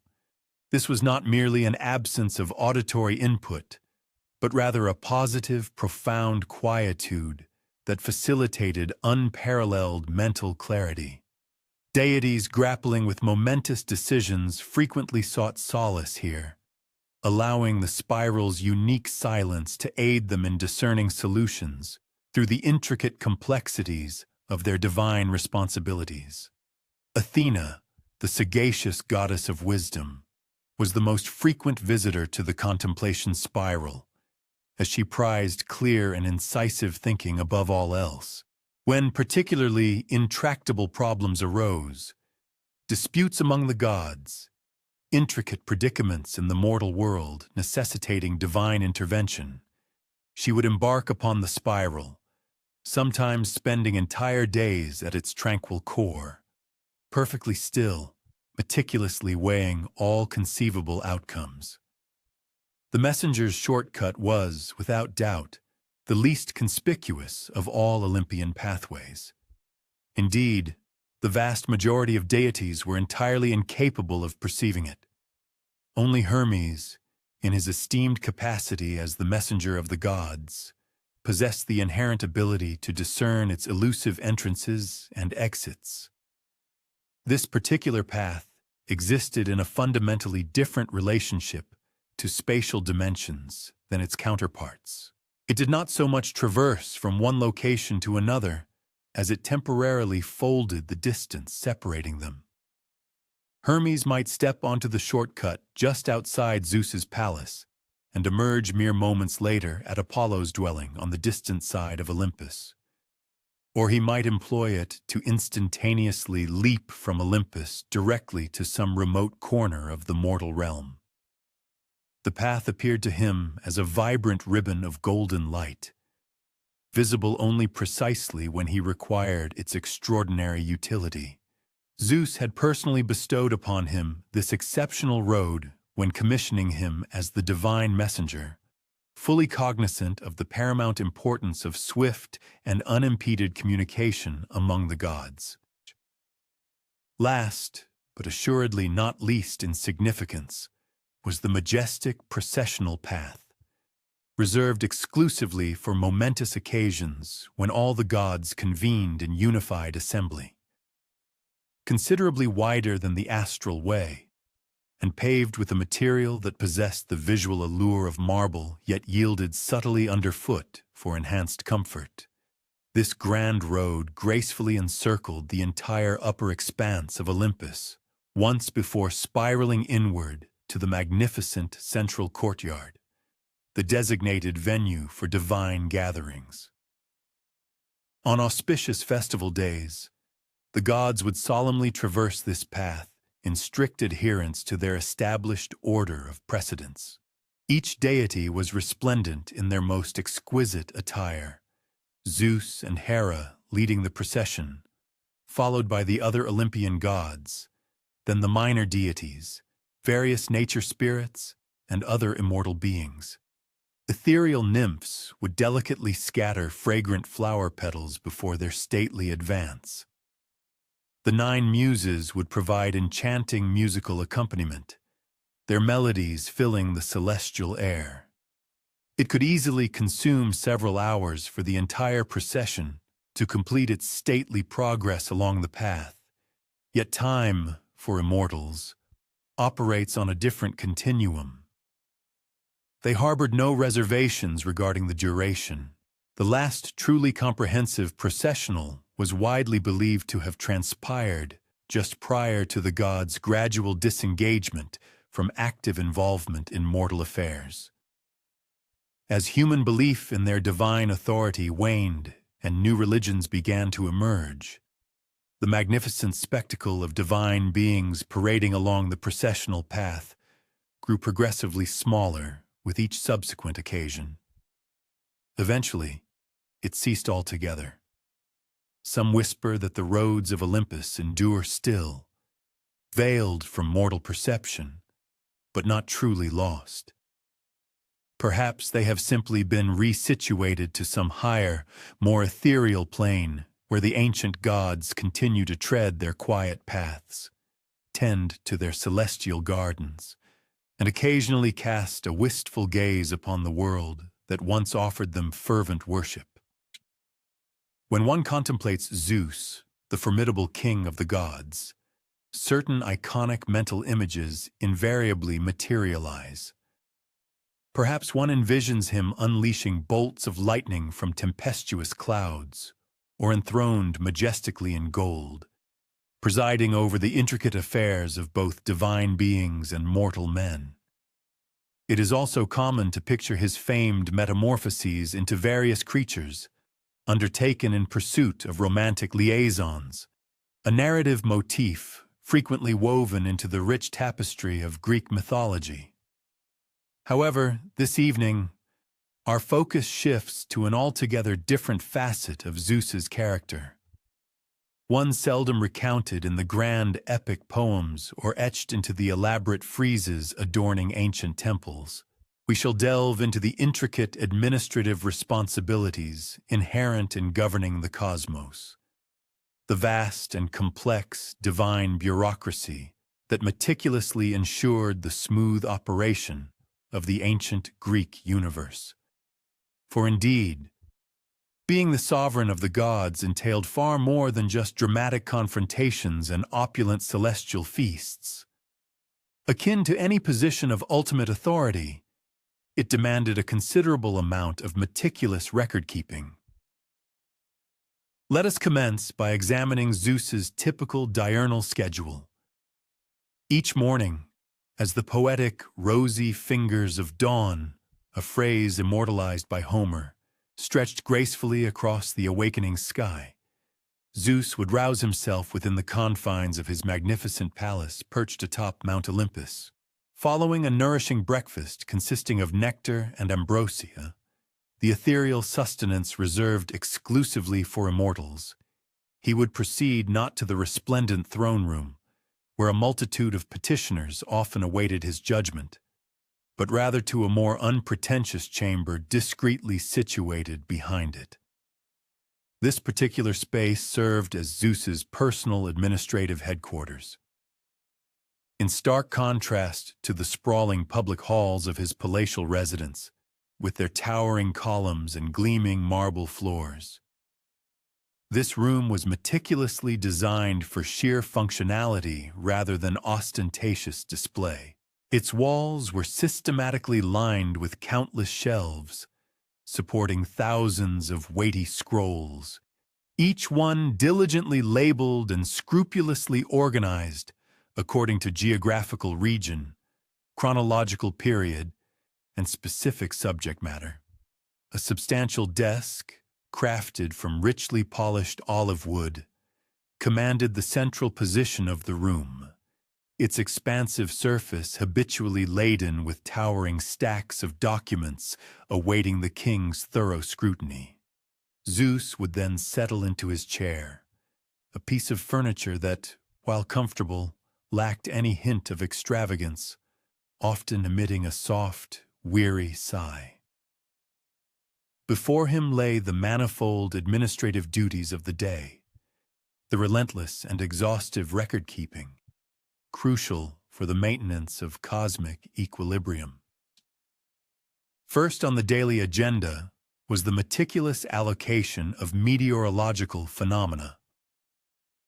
While lesser storm spirits and various wind deities managed the routine atmospheric conditions across the sprawling Mediterranean world, Zeus personally reviewed and ultimately approved the more significant weather patterns. Seasonal downpours required precise distribution, Conditions of drought had to be assiduously monitored.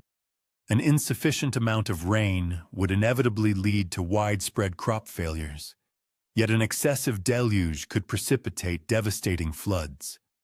It was, undeniably, a delicate and precarious balance. Zeus would meticulously unfurl an expansive map depicting the Greek world and its surrounding territories, utilizing an array of small tokens to represent differing weather conditions. He would then strategically plan the major atmospheric systems for the forthcoming month.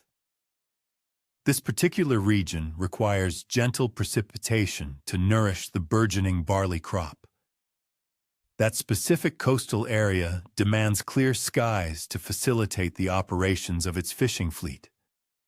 The mountainous regions ought to receive early snowfall to ensure adequate runoff for spring planting.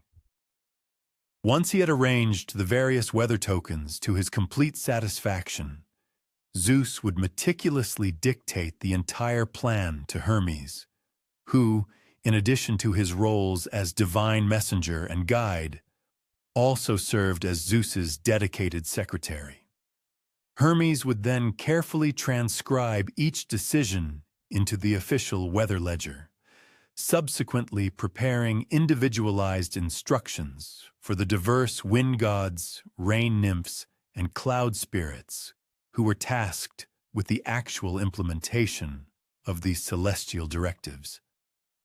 Following the intricate weather planning came the methodical distribution of thunder. Contrary to popular mortal belief, Zeus did not merely hurl thunderbolts whenever he experienced a fit of annoyance or displeasure. Thunder and lightning fulfilled several pivotal functions within the natural world.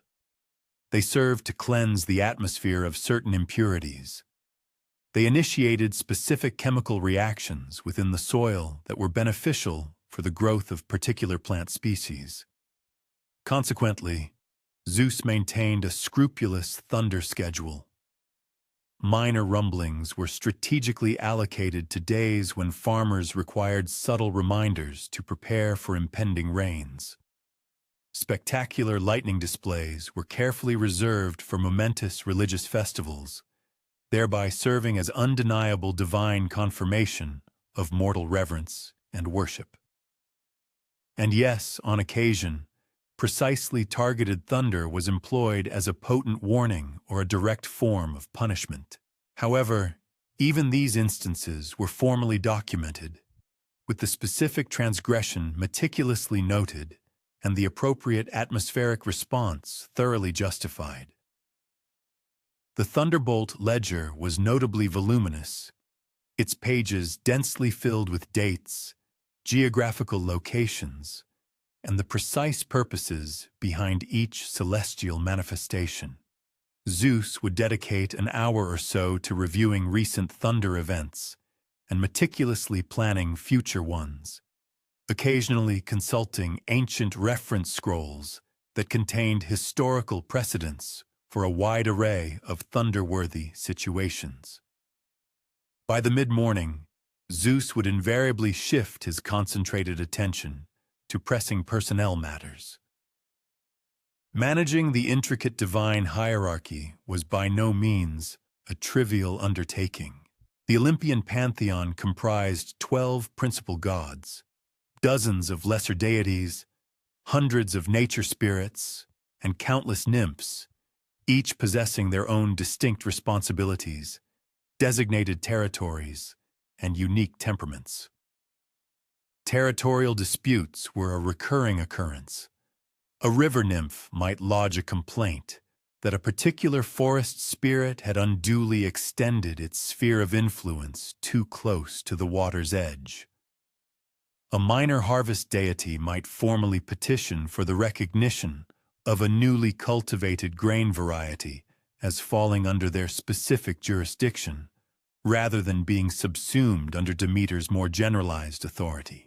Zeus would meticulously review these intricate cases one by one, diligently reading through all submitted documentation before rendering his definitive determinations. His judgments were then meticulously recorded in the divine registry, an immense compilation of scrolls detailing the official powers, inherent limitations, and precise territories of every immortal being within the expansive Greek cosmos. Occasionally, Zeus would find it necessary to consult the Fates, Clotho, Lachesis, and Atropos on particularly convoluted jurisdictional matters. These crucial meetings were always scheduled considerably in advance, as the Fates' time was exceptionally precious, and their unwavering attention was typically engrossed in the intricate weaving of the threads of mortal lives. For these consultations, Zeus would prepare exceedingly detailed agenda scrolls with all pertinent background information meticulously organized to ensure the most efficient utilization of the limited time graciously granted. Lunch was typically a working affair for the king of the gods. While other deities might indulge in leisurely meals punctuated by convivial conversation and entertainment, Zeus frequently ate at his desk, simultaneously scrutinizing the day's thunderbolt inventory as he delicately nibbled on ambrosia wafers.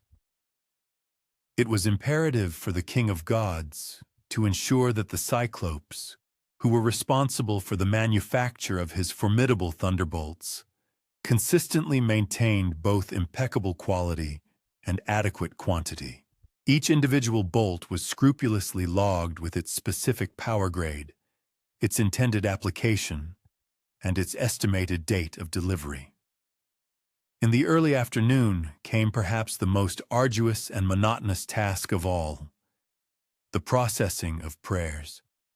Every single day, thousands upon thousands of fervent prayers ascended from the mortal world to the hallowed heights of Olympus.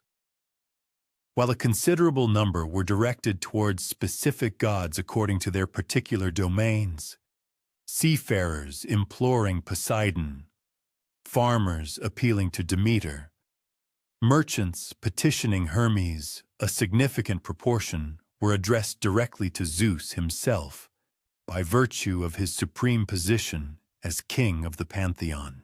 Each prayer had to be meticulously categorized, thoroughly assessed, and subsequently either answered, redirected to a more appropriate deity, or regrettably declined. Zeus employed a dedicated team of minor goddess assistants, collectively known as the Letae, who were the personifications of prayers themselves, to perform the initial sorting. However, the ultimate decisions necessitated his personal attention. The prayer scrolls would arrive via an intricate network of pneumatic tubes, a sophisticated divine technology conceived long before humans ever contemplated such innovations, landing in neatly organized baskets positioned on a side table within Zeus's office. Priority prayers, those originating from prominent temple priests, the rulers of significant city-states, or individuals facing truly desperate circumstances, were conspicuously marked with vibrant red ribbons and reviewed first. Zeus would methodically work his way through the towering stacks, occasionally consulting reference documents pertaining to the mortals in question. Has this individual offered appropriate sacrifices? Do they possess a history of piety or impiety? Are they requesting something that falls within reasonable divine parameters? Each prayer received his careful consideration, although not all received the specific answer the supplicant had fervently hoped for. For prayers he approved, Zeus would ceremoniously stamp the scroll with his distinctive eagle seal and place it into the outgoing basket for subsequent implementation. For those he denied, he would apply a different mark and append a concise note explaining the rationale, though these explanations rarely ever reached the mortals themselves. Some prayers he would redirect, attaching a forwarding note. Artemis, this matter concerns wild animals within your sacred forest. Please handle as you deem fit. Regards, Zeus. Mid-afternoon was typically reserved for the thorough review of contracts. The divine realm operated upon an exceedingly intricate framework of pacts, sacred oaths, and formal agreements.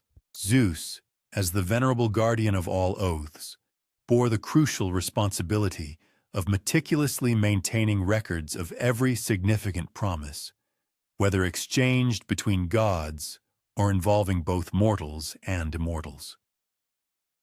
The contract archives were particularly extensive, occupying an entire annex directly adjacent to Zeus's primary office. Specialized clerk nymphs diligently maintained the physical collection, but Zeus personally scrutinized any new major agreements or proposed modifications to existing ones. The precise language employed in divine contracts was extraordinarily exacting. A seemingly straightforward agreement might easily extend to dozens of scroll lengths, replete with numerous clauses and sub-clauses meticulously addressing every conceivable contingency. Zeus would review these formidable documents with unparalleled attention to detail, occasionally consulting Athena on points of particular complexity.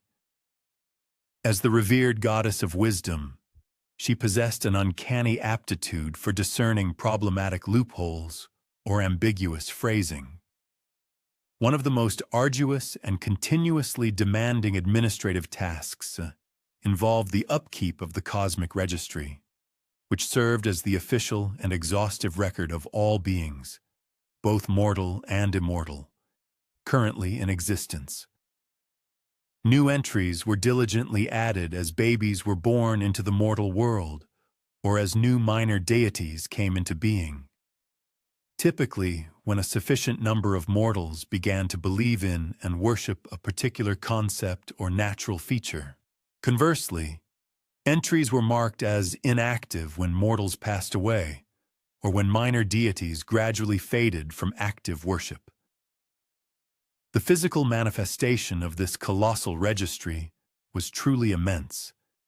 Thousands upon thousands of scrolls meticulously stored in a purpose-built repository located directly beneath Zeus's palace.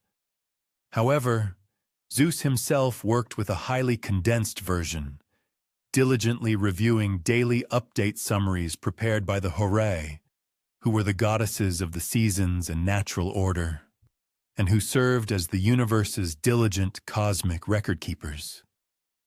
Osmic record-keepers. The late afternoon hours were habitually reserved for intricate calendrical responsibilities, charting the trajectories of celestial bodies, precisely timing the progression of the seasons, and meticulously coordinating divine appearances at mortal festivities. Such elaborate planning was crucial to circumvent any potential conflicts and to guarantee the seamless operation of the vast cosmos. Lord Zeus, in his diligent capacity, meticulously maintained several distinct calendars.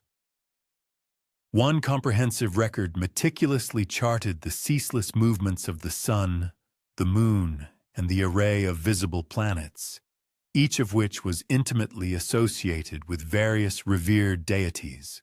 Another important ledger chronicled the pre-scheduled divine interventions in the affairs of humankind. These celestial visitations and influences had to be judiciously spaced to prevent a chaotic confluence of too many gods attempting to sway events simultaneously, a scenario that could potentially ignite profound metaphysical turbulence across the ethereal planes. A third, arguably the most intricate of all these calendars, orchestrated the precise attendance of the gods at mortal religious festivals. The deities, after all, derived substantial vigor and vitality from the fervent worship of their adherents, making their actual, though typically unseen presence paramount when significant votive offerings were presented in their honor. This particular task, demanded exceptionally intricate foresight and coordination, especially during the peak festival seasons, when a multitude of celebrations might be unfolding concurrently across the diverse city-states of the ancient Greek world. As twilight gracefully descended, Zeus would customarily commence his review of the day's compiled catastrophe reports. Detailed accounts documenting seismic tremors, violent volcanic eruptions, ferocious storms, and other formidable natural calamities. While a significant portion of these destructive occurrences typically fell under the specific purview of individual gods, earthquakes, for instance, were unequivocally within Poseidon's formidable domain. Zeus retained ultimate oversight responsibility and thus required comprehensive notification of every noteworthy incident. For each received report, he would carefully assess whether divine intervention might be judiciously warranted to bolster and assist recovery efforts. He might ponder, perhaps Demeter could be entreated to ensure that the fertile soil remains viable despite the ravages of severe flooding. Or conceivably, Apollo could be requested to mitigate the outbreaks of disease that frequently follow in the devastating aftermath of such a disaster. These carefully considered recommendations would then be conveyed to the relevant deities, often articulated as strongly worded suggestions rather than direct edicts. Zeus, in his sagacious leadership, generally preferred to cultivate a spirit of consensus whenever feasible, rather than simply imposing his will through unyielding commands. The culminating administrative duty each day involved a thorough scrutiny of the Olympian supply chain, an essential system for the maintenance of divine existence. Nectar and ambrosia, the lifeblood of the gods, did not materialize spontaneously. The radiant golden effulgence that perpetually bathed the divine dwellings necessitated specific, intricately rare, ethereal components.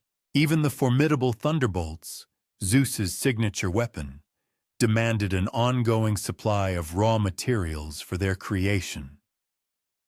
Zeus would meticulously verify current inventory levels, grant formal approval for requisition orders submitted by various divine departments, and sign off on the strategic allocation of resources for a multitude of ongoing divine projects.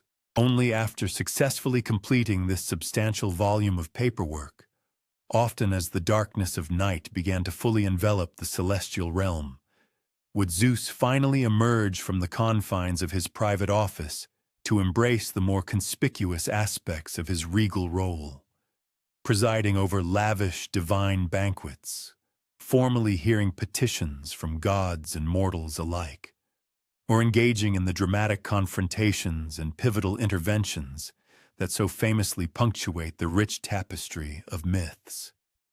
And even then, the relentless administrative work was never truly concluded. A king's demanding responsibilities are perpetually ongoing. Even when that monarch is divine, there would invariably be novel weather patterns demanding foresightful planning, an endless stream of prayers requiring meticulous processing, and additional celestial contracts awaiting comprehensive review. The cosmos continued its harmonious functioning, not solely because of Zeus's inherent power, but fundamentally because of his unyielding and persistent attention to these often overlooked mundane details. Therefore, the next time one visualizes Zeus, a thunderbolt poised majestically in hand atop the formidable Mount Olympus, perhaps one might spare a moment to contemplate the less glamorous reality. The king of gods seated diligently at his expansive desk, a quill delicately grasped in hand, meticulously scrutinizing the 73rd subcategory of authorized lightning strike parameters, or painstakingly documenting the approved jurisdictional boundaries for a seemingly minor forest nymph. For even within the enchanting realm of mythology, it is profoundly evident that immense power invariably carries with it an equally immense burden of administrative responsibility. As one's eyelids grow heavy and the gentle embrace of sleep beckons, perhaps a comforting appreciation can be found in the notion of divine bureaucracy. The reassuring idea that even the most formidable, thundering sky itself operates according to meticulously maintained paperwork, diligently filed in triplicate and properly stamped with the indelible royal seal of Zeus, the supreme chief administrator of the entire cosmos. As our tranquil expedition continues through the more understated, yet equally profound corners of Greek mythology, our focus now gracefully shifts to Hera, the majestic queen of the gods. Most conventional narratives frequently depict her as an intensely jealous and often vindictive figure, perpetually engaged in the retribution of Zeus's numerous mortal lovers and their often innocent offspring. However, this evening, we shall delve into an alternative facet of Hera's multifaceted character.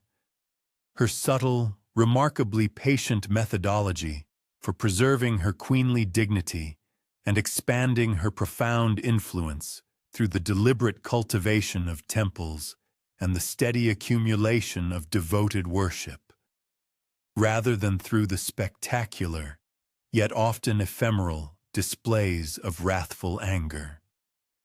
Envision Mount Olympus on a quintessential afternoon. Zeus has just made his customary return from yet another romantic escapade within the mortal realm, perhaps still meticulously brushing errant eagle feathers from his regal tunic, or shaking lingering bull's hair from his sandals. He strides into the opulent royal chambers, his expression carefully neutral, mentally bracing himself for the anticipated confrontation. Hera's vehement shouting, her cutting accusations, or perhaps even the dramatic trajectory of a hurled object. Yet, on this particular day, he discovers the chambers entirely devoid of presence. No irate wife awaits him.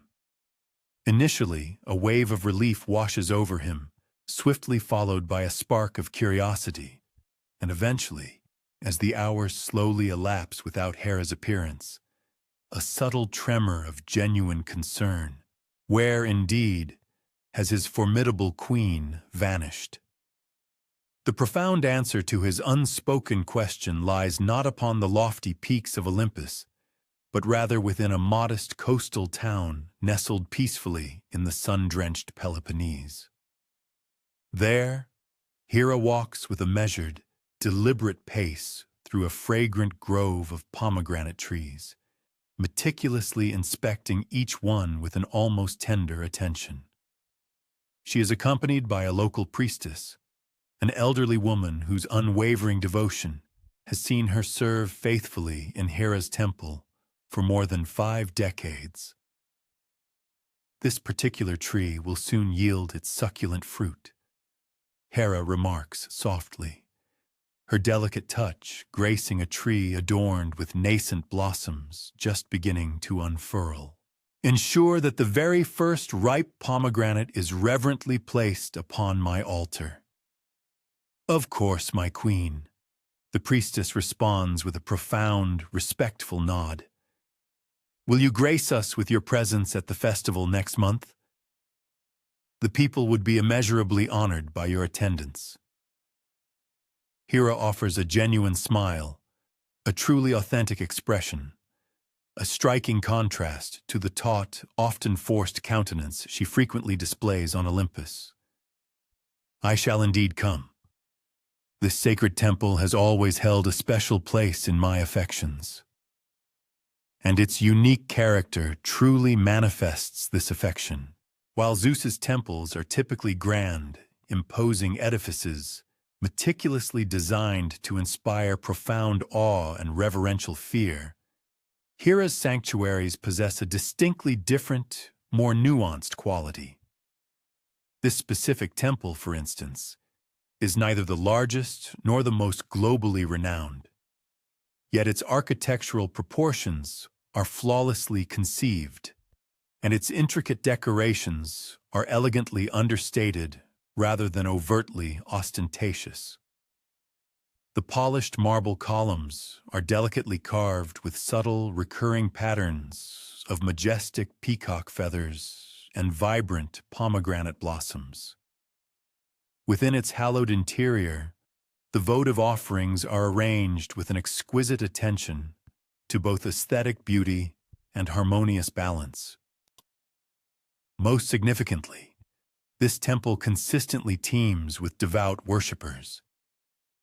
Women journey to its sacred precincts to earnestly pray for the blessings of healthy marriages and safe childbirth. Respected city officials seek Hera's divine benediction for the promotion of civic harmony and communal well-being. Even young girls visit, leaving simple, heartfelt offerings of fresh flowers as they dream of their anticipated future roles as wives and mothers. This, then, is Hera's authentic domain, not the dramatic, often tempestuous confrontations so frequently recounted in mythology, but rather the steady, unwavering worship of ordinary individuals navigating the rhythm of their everyday lives. And it is precisely here, amidst her devoted followers, that Hera has meticulously constructed a formidable power base entirely her own, a sphere of influence that even the mighty Zeus himself cannot diminish, touch, or lay claim to. As the esteemed queen of the gods, Hera possessed the capacity to dedicate her eternal immortality to an unending conflict with her perpetually unfaithful husband, potentially unleashing her thunderous anger across the heavens to rival his formidable lightning. Indeed, numerous versions of her mythological narratives suggest that she frequently engaged in precisely such dramatic confrontations. However, the quieter, more historically grounded records frequently unveil a distinctly different narrative, one of a sagacious goddess who profoundly understood that while dramatic displays might indeed generate captivating stories and fleeting notoriety, the patient, assiduous cultivation of devoted worship forged an enduring and unassailable power. While Zeus remained engrossed in his numerous amorous adventures and the unending demands of his cosmic paperwork, Hera assiduously and methodically established her own intricate network of pervasive influence throughout the expanse of the ancient Greek world. She achieved this not through the installation of fear or through spectacular, overwhelming demonstrations of raw power, but rather through a meticulous and empathetic attention to the nuanced needs and heartfelt desires of her dedicated worshippers. In the venerable city of Argos, for example, Hera's magnificent temple stood as the preeminent central religious institution, locally holding far greater significance and reverence than any shrine dedicated to Zeus. The grand Hera festivals, celebrated with profound devotion in her honor, served to unite the entire community, notably featuring unique athletic competitions specifically for women and girls, a remarkably unusual inclusion in ancient Greece, where the vast majority of sporting events rigorously excluded female participants. The esteemed priestess of Hera at Argos was widely regarded as one of the most respected and influential religious officials across the entire Greek world. Her appointment marked the auspicious commencement of a new calendar year for the city, effectively establishing Hera's representative as the designated timekeeper for the entire community's civic and religious life. Meticulous records of these revered priestesses were carefully preserved for generations, thereby creating an unbroken, powerful lineage of women who wielded substantial authority and considerable influence. On the enchanting island of Samos, another major epicenter of Hera worship flourished with remarkable vigor. The Heraion of Samos stood as one of the most colossal and architecturally significant temples in the entire Greek world, its monumental structure eloquently showcasing the paramount importance of the goddess it honored. Devout worshippers would undertake arduous journeys spanning great distances to leave their offerings there, and the sanctuary consequently amassed considerable wealth over the passage of time.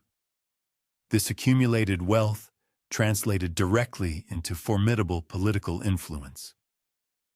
The extensive treasury of Hera's temple possessed the capacity to fund ambitious public works projects, to provide crucial support to the city during periods of acute crisis, or even to finance military endeavors if such necessities arose. While Zeus might command the awesome power of the thunderbolt, Hera, through her strategic acumen, controlled something arguably far more valuable and tangible in the human realm: substantial economic resources. Furthermore, Hera's temples frequently served as vital venues where crucial civic functions were regularly conducted. Marriage contracts, for instance, were formalized under her sacred supervision, ensuring their legitimacy and sanctity. Significant commercial agreements were meticulously sealed with solemn oaths taken directly at her altars, imbuing them with divine authority. Legal disputes were occasionally adjudicated within her hallowed sanctuaries, with the profound understanding that no individual would dare to utter a falsehood in the venerable presence of the goddess who steadfastly protected the inviolable sanctity of oaths and sacred vows. Through these practical, interwoven everyday functions, Hera meticulously wove herself into the very fabric of Greek society in profound ways that Zeus, for all his dramatic and awe-inspiring power, never quite managed to achieve. People undoubtedly feared Zeus and the terrifying wrath of his thunderbolts, but they concurrently relied upon Hera for the harmonious and smooth functioning of their communities and the stability of their households. The profound dichotomy in the divine spouses' methodologies becomes strikingly evident when examining their reactions to acts of marital disloyalty, a recurring motif woven throughout the intricate tapestry of Hera's legendary narratives. Conventional stories portray the queen of the gods unleashing her formidable wrath upon Zeus's numerous paramours and their offspring, frequently employing methods that appear both excessively harsh and profoundly unjust. Consider, for instance, the tragic plight of Leto, condemned to wander the vast expanses of the earth, desperately seeking a sanctuary where she might deliver her divine twins, Apollo and Artemis. Or recall the unfortunate Semele, cunningly manipulated into making a fatal plea that consumed her in devastating flames. And who could forget Io, cruelly transmuted into a bovine form and incessantly harassed by a tormenting gadfly across continents? Yet, when one scrutinizes the historical documentation of ancient devotional practices, a markedly distinct and more nuanced pattern of response emerges. Indeed, when the mighty Zeus sired divine progeny with mortal women, giving rise to celebrated figures such as Perseus or the legendary Heracles, Hera's perception extended far beyond mere envious resentment. She meticulously and methodically engineered strategies to ensure that her own veneration remained paramount within the very communities where these nascent heroes garnered admiration. For instance, consider the trajectory of Heracles, whom the Romans later recognized as Hercules, as he ascended to the status of a widely revered champion. His sagas of extraordinary might and perilous exploits captivating audiences across the Hellenic world.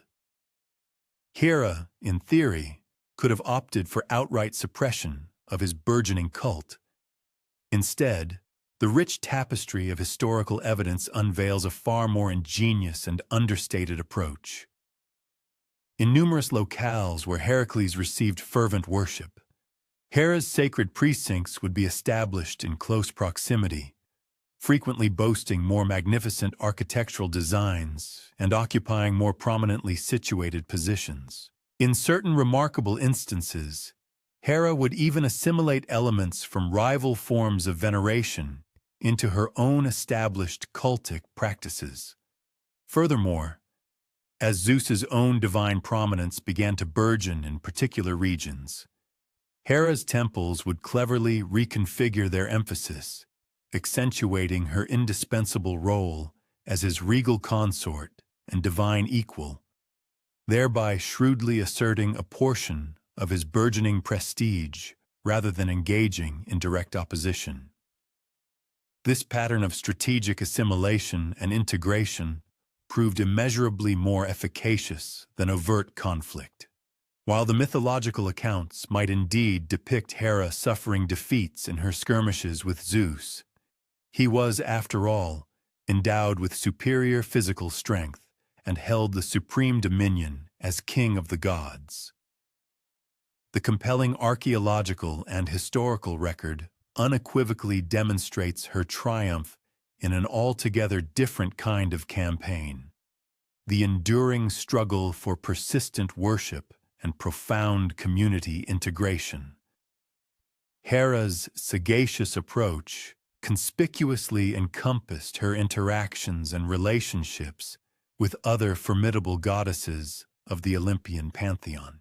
Instead of vying for devotion against revered figures such as Demeter, Artemis, or Athena, she ingeniously cultivated a system of interlocking functions that empowered Hellenic women to venerate various deities across distinct phases of their lives. For instance, adolescent girls would typically direct their worship towards Artemis, the chaste and untamed virgin goddess. Upon their entry into matrimony, these women would naturally shift their spiritual allegiance to Hera's profound patronage, aligning with her domain over marriage and family.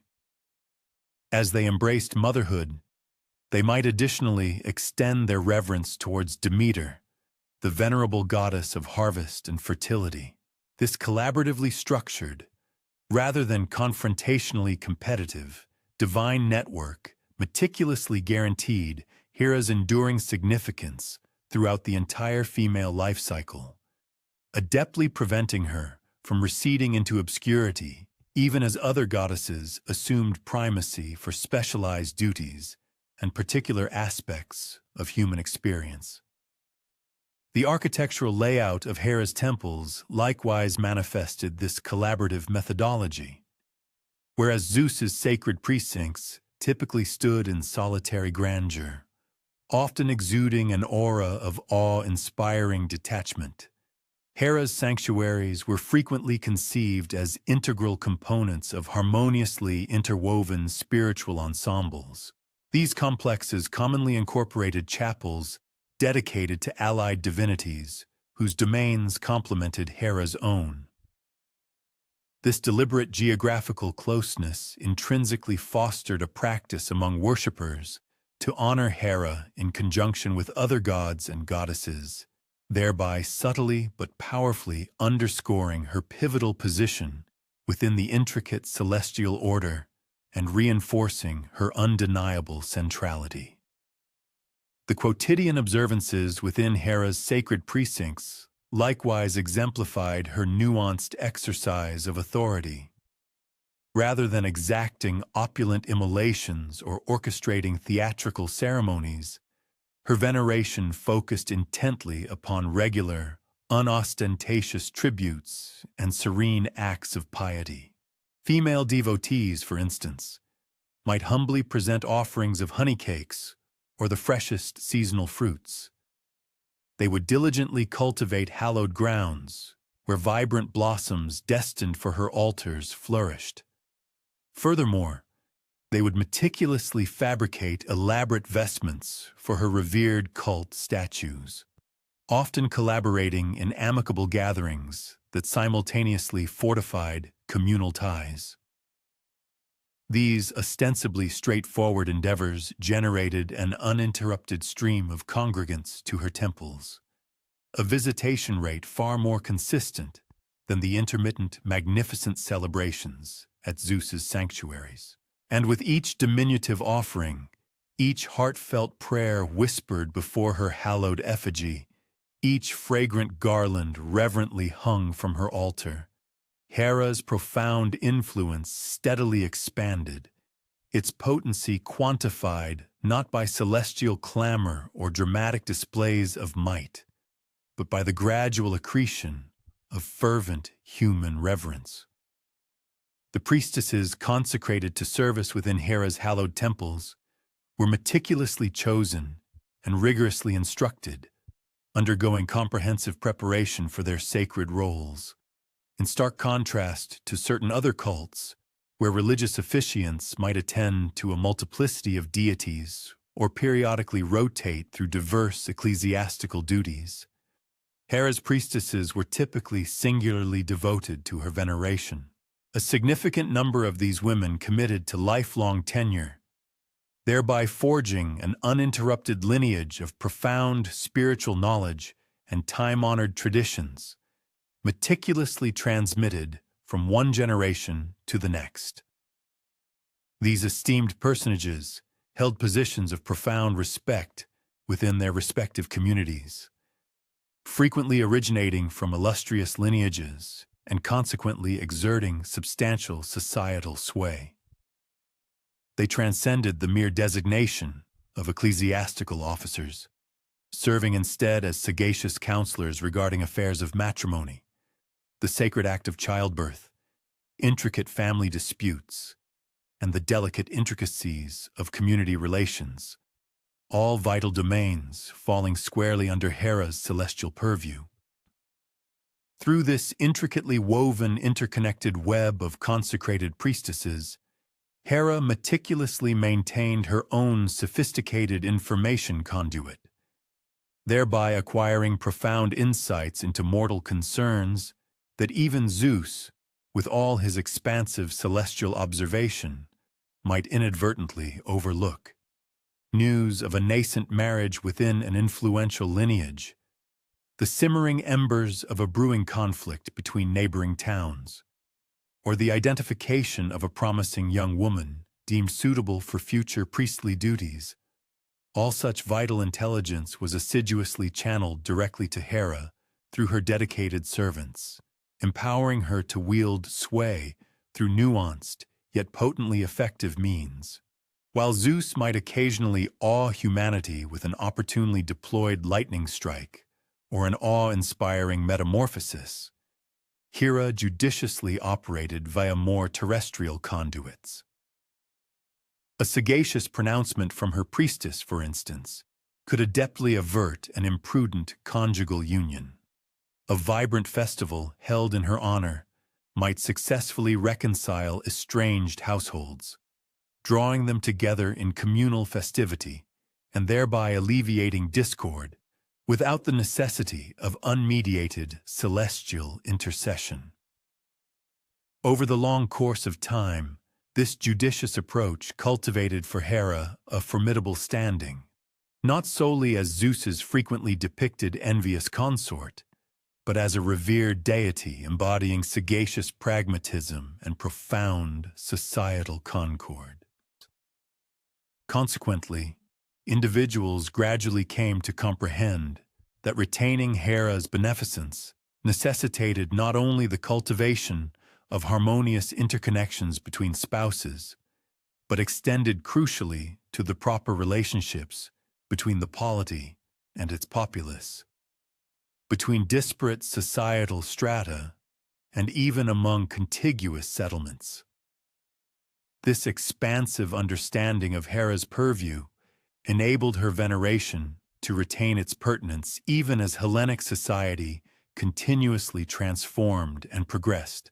When emergent intellectual currents began to challenge established mythological narratives and as external cultural currents introduced alternative theological constructs into the Hellenic world, Hera's temples judiciously modified their approach, prioritizing the pragmatic dimensions of her worship over the more fanciful narrative components often found in traditional lore. Perhaps the most compelling testament to Hera's efficacious methodology emerges distinctly from the annals of the Roman period. When the Romans, in their characteristic manner, assimilated the Hellenic pantheon into their own burgeoning religious framework, Zeus underwent a transformation into Jupiter, and Hera, in turn, became Juno. While a multitude of Greek deities witnessed their veneration wane under the pervasive influence of Roman dominion, Juno's significance demonstrably escalated.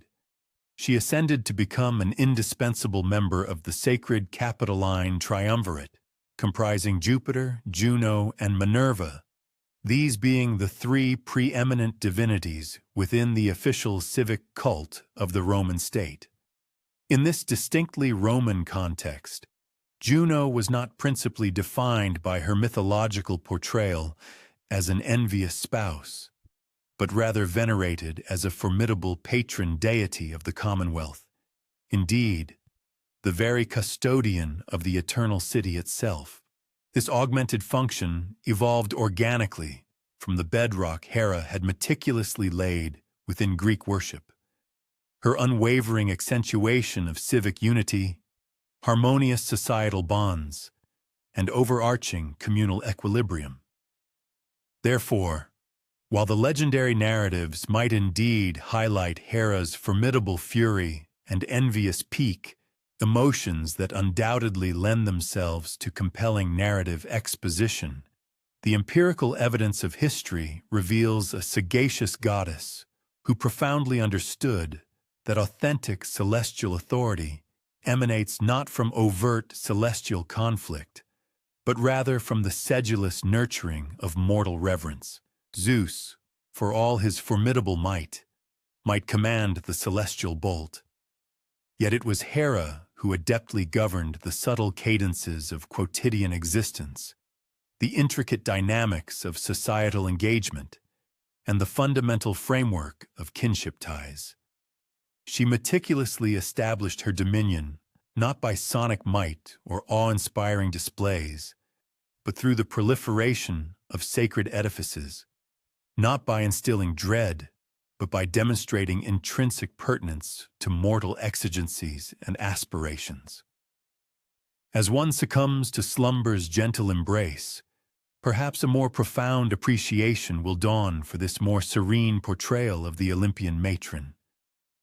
Not raging tumultuously across the celestial abode in envious fury, but rather reposing tranquilly within her hallowed temple at Argos or Samos. There she graciously accepts the unpretentious tributes of her devoted worshippers, attentively listening to their earnest supplications concerning nuptial unions, nativities, and the delicate balance of societal concord, meticulously intertwining her profound sway within the very tapestry of Hellenic civilization. Through each individual act of piety, one cherished moment after another. When we contemplate the figure of Prometheus, that audacious primordial deity who purloined the celestial flame from the gods and magnanimously bestowed it upon humankind, we commonly conjure an archetypal, poignant image. A dramatic figure eternally fettered to a craggy peak, a predatory raptor rending his vital organ day after agonizing day as merciless retribution for his audacious rebellion against Zeus.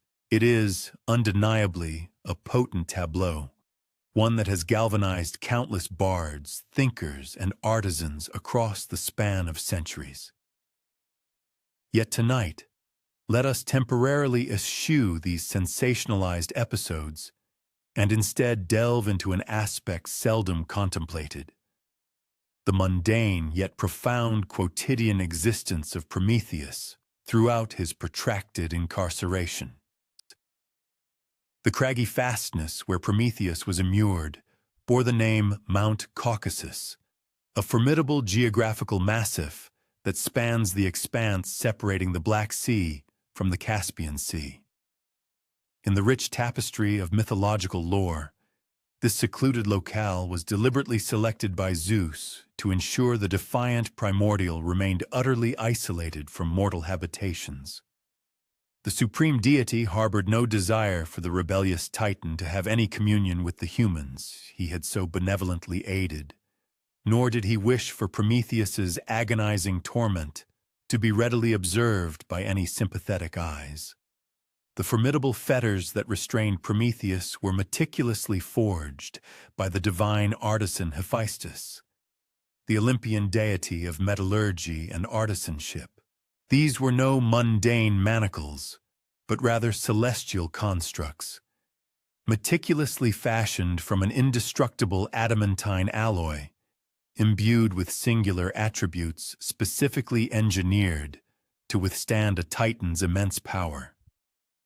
The chains themselves were firmly anchored to the precipice by adamantine spikes that proved utterly immovable. No matter how ferociously Prometheus exerted his titanic might against them, there he remained, an eternal fixture, rendered incapable of both liberation and demise, for the primordial Titans possessed inherent immortality. His relentless chastisement was destined for perpetuity, or at the very least, until the Olympian sovereign deigned to extend clemency, an eventuality that appeared profoundly improbable, given the notorious obduracy of the supreme deity, God's famous stubbornness. But what precisely constituted the daily routine for this incarcerated Titan? How did he manage to occupy the interminable periods stretching between the eagle's periodic visits? What thoughts permeated his mind during the desolate evenings when the tempestuous gusts howled around his mountainous prison? The ancient narratives rarely furnish us with these intimate particulars, choosing instead to focus on the sensational episodes of his transgression and subsequent retribution. However, let us endeavor to envision the more serene, yet profoundly enduring, reality of Prometheus's existence. Daybreak would unfurl itself over the majestic Caucasus Range, adorning the snow-covered peaks with ethereal hues of crimson and amber light. For mundane beings, such a sunrise might herald nascent warmth and the promise of a fresh beginning. For Prometheus, conversely, it merely marked the commencement of another recurring cycle of torment. Yet, primordial beings such as Titans possessed a more formidable constitution than either mortals or even the Olympian deities. Pain was something to be stoically tolerated, never dreaded. His initial conscious thoughts would frequently gravitate towards the mortals he had aided. The very name Prometheus signifies forethought in Greek, and true to this etymological root, he would ponder how humankind was progressing with his invaluable endowment of flame. Were they exercising judiciousness in its application? Had they managed to smelt ores yet? Were they successfully protected from the frigid nights of winter? These reflections afforded him some measure of solace, knowing that his immense sacrifice carried profound significance. The initial hours of the day often represented his period of utmost serenity. The winged tormentor of Zeus, some legends whisper its name was Ethan, was a habitual visitor, typically arriving around noon. These tranquil morning hours provided Prometheus ample opportunity for deep reflection, one of the limited liberties his incarceration could not suppress. Having predated the reigning pantheon, Prometheus possessed immense erudition and recollection. To occupy his mind, he would frequently recollect the primordial era of the cosmos, the emergence of the nascent divinities from the unformed void, the genesis of the colossal Titans, and the protracted reign of his brother Cronus before Zeus orchestrated the celestial upheaval known as the Olympian Revolution. Occasionally, he would mentally rehearse ancient verses and lyrical creations, compositions from the epoch preceding mortal society that no human ear had ever perceived. At other times, he would formulate new ones, crafting intricate stanzas that he committed to recollection but could share with no one. Over millennia of confinement, he thereby composed entire sagas that existed solely within his imperishable consciousness. Prometheus was also an astute chronicler of the natural world. Immovably bound in one position, he was unable to survey the comprehensive panorama. However, his restricted perspective encompassed a segment of the incline, an expanse of the firmament, and on unclouded days, a narrow band of the Pontus Euxinus, Black Sea, in the remote distance. Within this circumscribed vista, he discerned every detail: the configurations of atmospheric vapor, the minute alterations in botanical proliferation on the mountainside, the seasonal journeys of avians that passed through his designated portion of the heavens. He watched successive lineages of wild caprids scale the perilous inclines, noting how wisdom seemed to transmit from elder to juvenile animals. He observed the avian construction of domiciles, the heliotropic motion of blossoms towards the sun, and how meteorological forecasting was possible through imperceptible fluctuations in barometric pressure that affected acoustic propagation. A miniature colony of alpine rodents, marmots, had a subterranean dwelling within his view, and over decades he came to distinguish particular creatures and their progeny, bestowing appellations upon them and following their miniature sagas of persistence, procreation, and territorial conflicts. These meticulous observations helped him gauge the relentless march of chronology and provided a tenuous link to animate entities in his profound solitude. When the celestial orb ascended higher, Prometheus would commence his psychological readiness for the raptor's imminent visit. The dread preceding the ordeal was frequently more agonizing than the torment itself, a mental phenomenon he noted with dispassionate observation. He devised strategies to disassociate his awareness from the corporeal agony, withdrawing profoundly into his intellect during the most intense periods. When the avian predator's dark silhouette finally emerged on the distant skyline, Prometheus drew a profound breath and began mentally declaiming one of his memorized poems, concentrating on the cadence and vivid mental pictures rather than the impending anguish. The formidable avian, a colossal raptor with pinions so vast they obscured the sun's brilliance as it alighted, was not malevolent, but merely executing its designated duty. It would alight with considerable force upon Prometheus's torso, its sharp claws piercing his flesh, and commence its gruesome labor. Ancient legends recount that the eagle would lacerate and consume Prometheus's vital organ.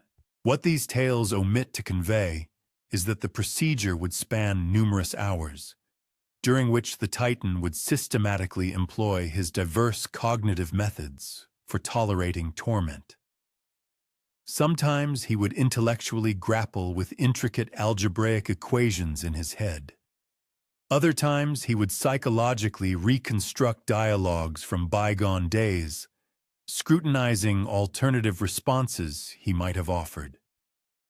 At times, he would merely enumerate the atmospheric formations in the sky, the delicate corollas of a far-off bloom, any trivial observation to foster psychological detachment from his corporeal agony. Once the raptor had completed its task and soared away, Prometheus would experience a brief respite of tranquility as his imperishable form commenced its diurnal restoration. The colossal healing mechanism of a Titan was astonishingly efficient.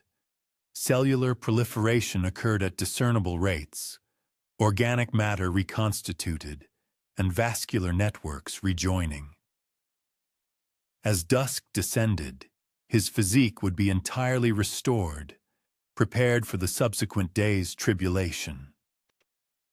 During these post-meridian periods of recuperation, Prometheus would frequently permit himself to experience sentiments he typically suppressed. Profound indignation towards Zeus for the excessive retribution, exasperation stemming from his powerlessness, a pervasive solitude that gnawed more acutely than the raptor's claws, yet simultaneously, a profound sense of self-worth for his decision to aid humankind.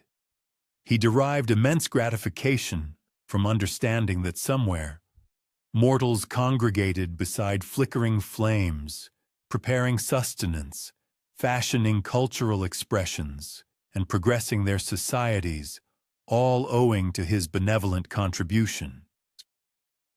As the celestial orb commenced its descent, adorning the occidental heavens with an unparalleled palette of hues beyond mortal artistic rendition, Prometheus occasionally articulated words, his utterance hoarse from prolonged silence, reverberating against the craggy slopes.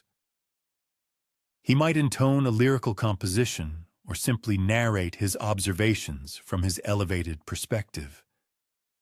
Though no sentient ear received his pronouncements, preserving the faculty of speech appeared crucial, a subtle affirmation of his continued existence as a sentient, interactive entity despite his arduous predicament.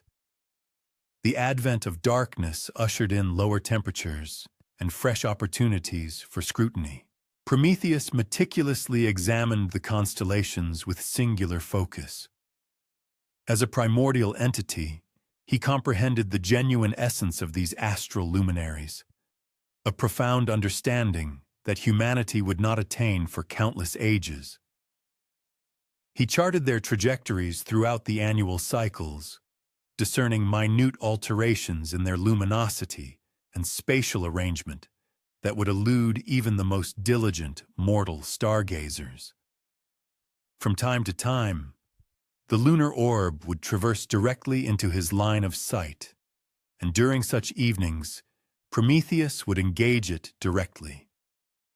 Conversing with Selene, the revered moon deity, as if she possessed the capacity to relay communiques to distant entities. Irrespective of her actual perception, these solitary exchanges afforded him solace, a semblance of dialogue within his profound solitude. Meteorological phenomena introduced diversity into his otherwise repetitive life. Tempests proved singularly captivating, with electric discharges briefly illuminating the terrain in striking bursts and resonant peals of thunder reverberating across the peaks. Prometheus harbored a distinctive admiration for lightning, recalling the meticulous care with which he had conveyed the initial ember of flame to mortals, safeguarding it from the elements. Now he observed Zeus's formidable bolts with a blend of profound esteem for their inherent majesty and a poignant, ironic cognizance of their intricate link to his personal narrative. Winter's white mantle introduced distinct alterations, an enveloping stillness to the mountainous terrain, a pristine shroud that reconfigured recognizable landmarks into novel contours.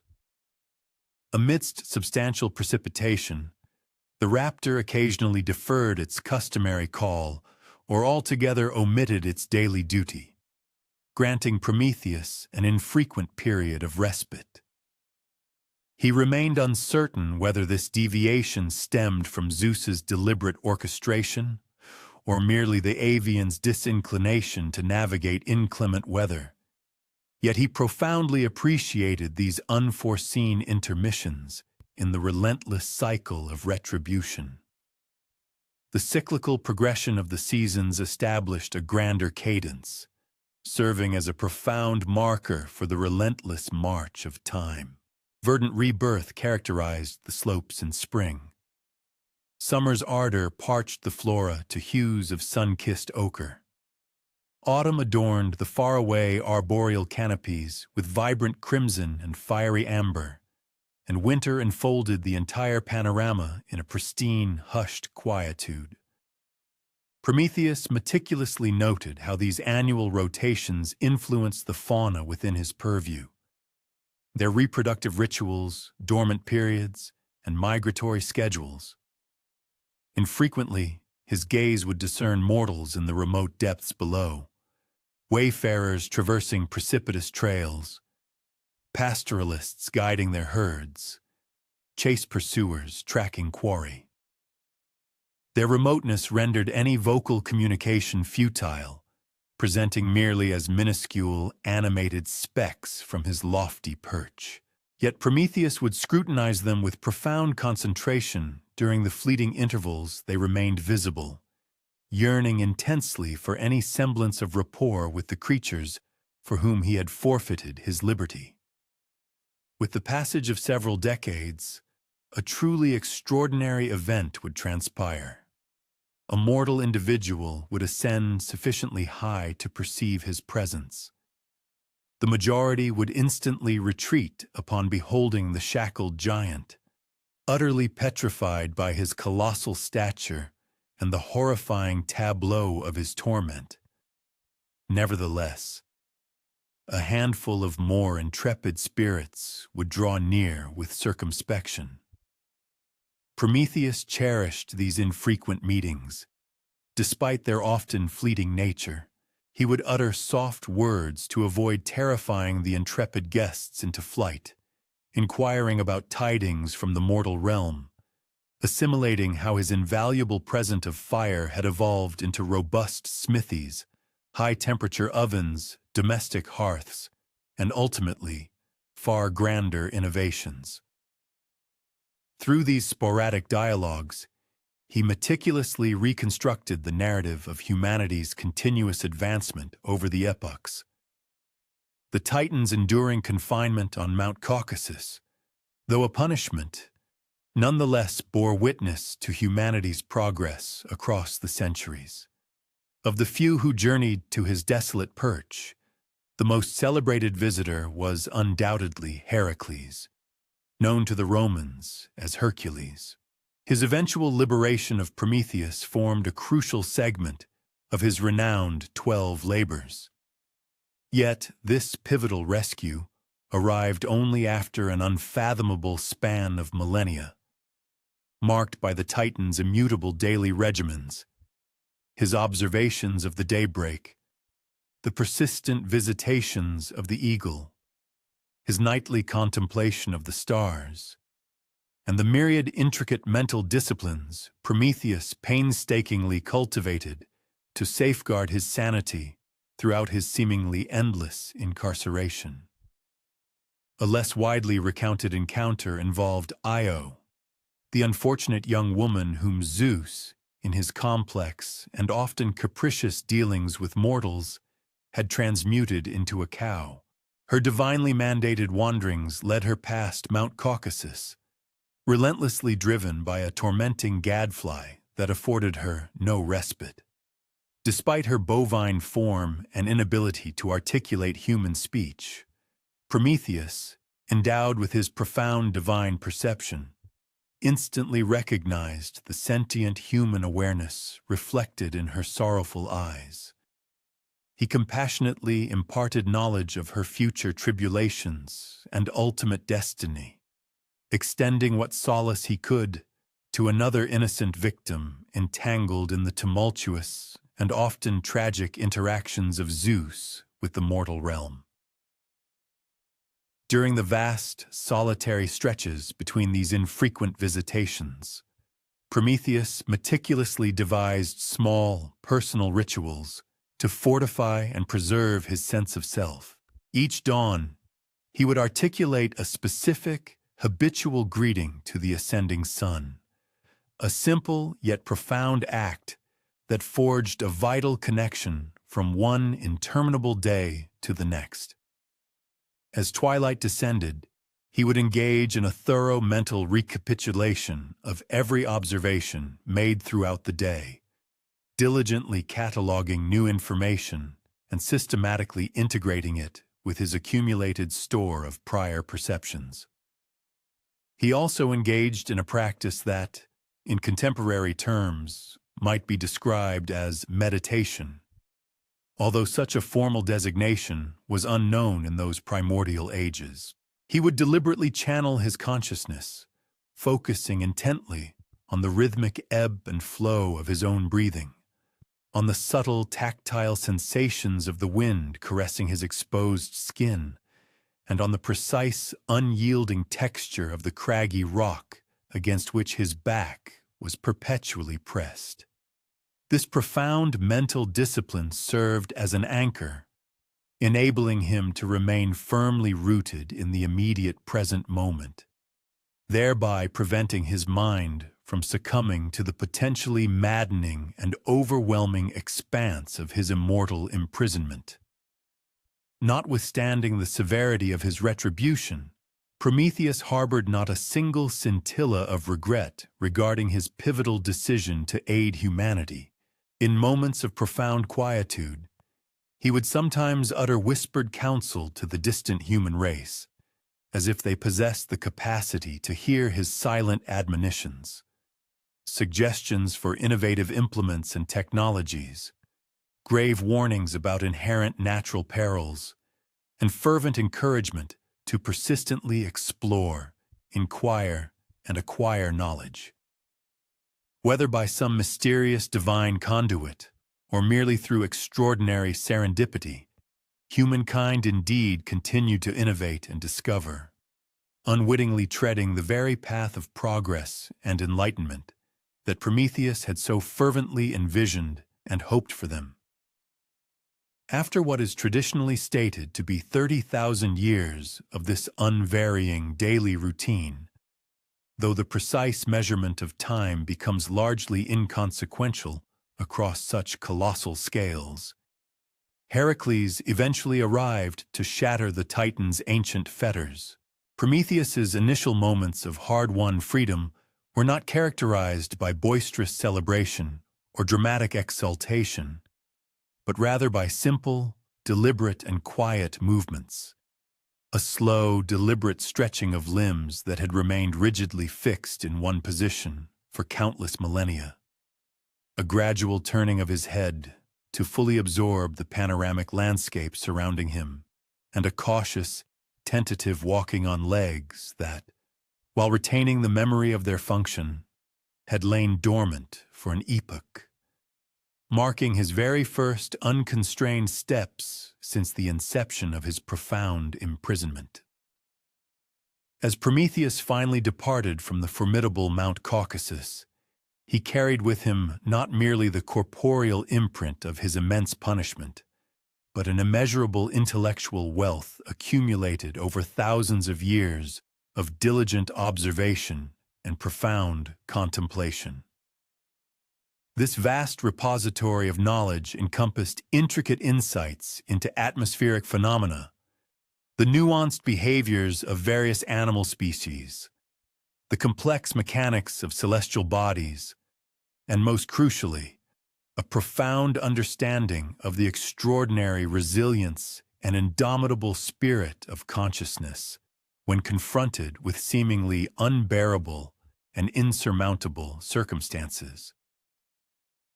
While the prevailing myths frequently concentrate on his monumental gift of fire to humanity and the dramatic, agonizing nature of his retribution, perhaps Prometheus's most enduring and significant legacy was this profound demonstration of his capacity for unwavering endurance, the remarkable to steadfastly maintain his inherent dignity, his unwavering sense of purpose, and even his innate curiosity throughout an interminable continuum of suffering.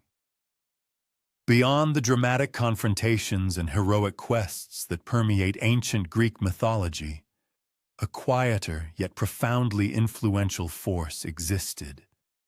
The humble olive and its precious golden oil. This simple agricultural product indelibly shaped not only the daily rhythms and routines of ancient Greeks, but also the very narratives they meticulously crafted about their revered gods. Imagine for a moment immersing yourself in the vibrant atmosphere of ancient Athens on a balmy summer evening.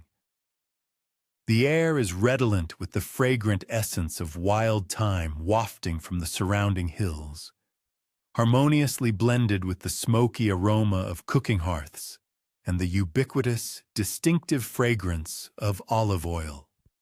Within the intimate confines of homes across the bustling city, modest clay lamps, fueled by this very oil, cast a soft, golden radiance as families prepare for their nightly repose.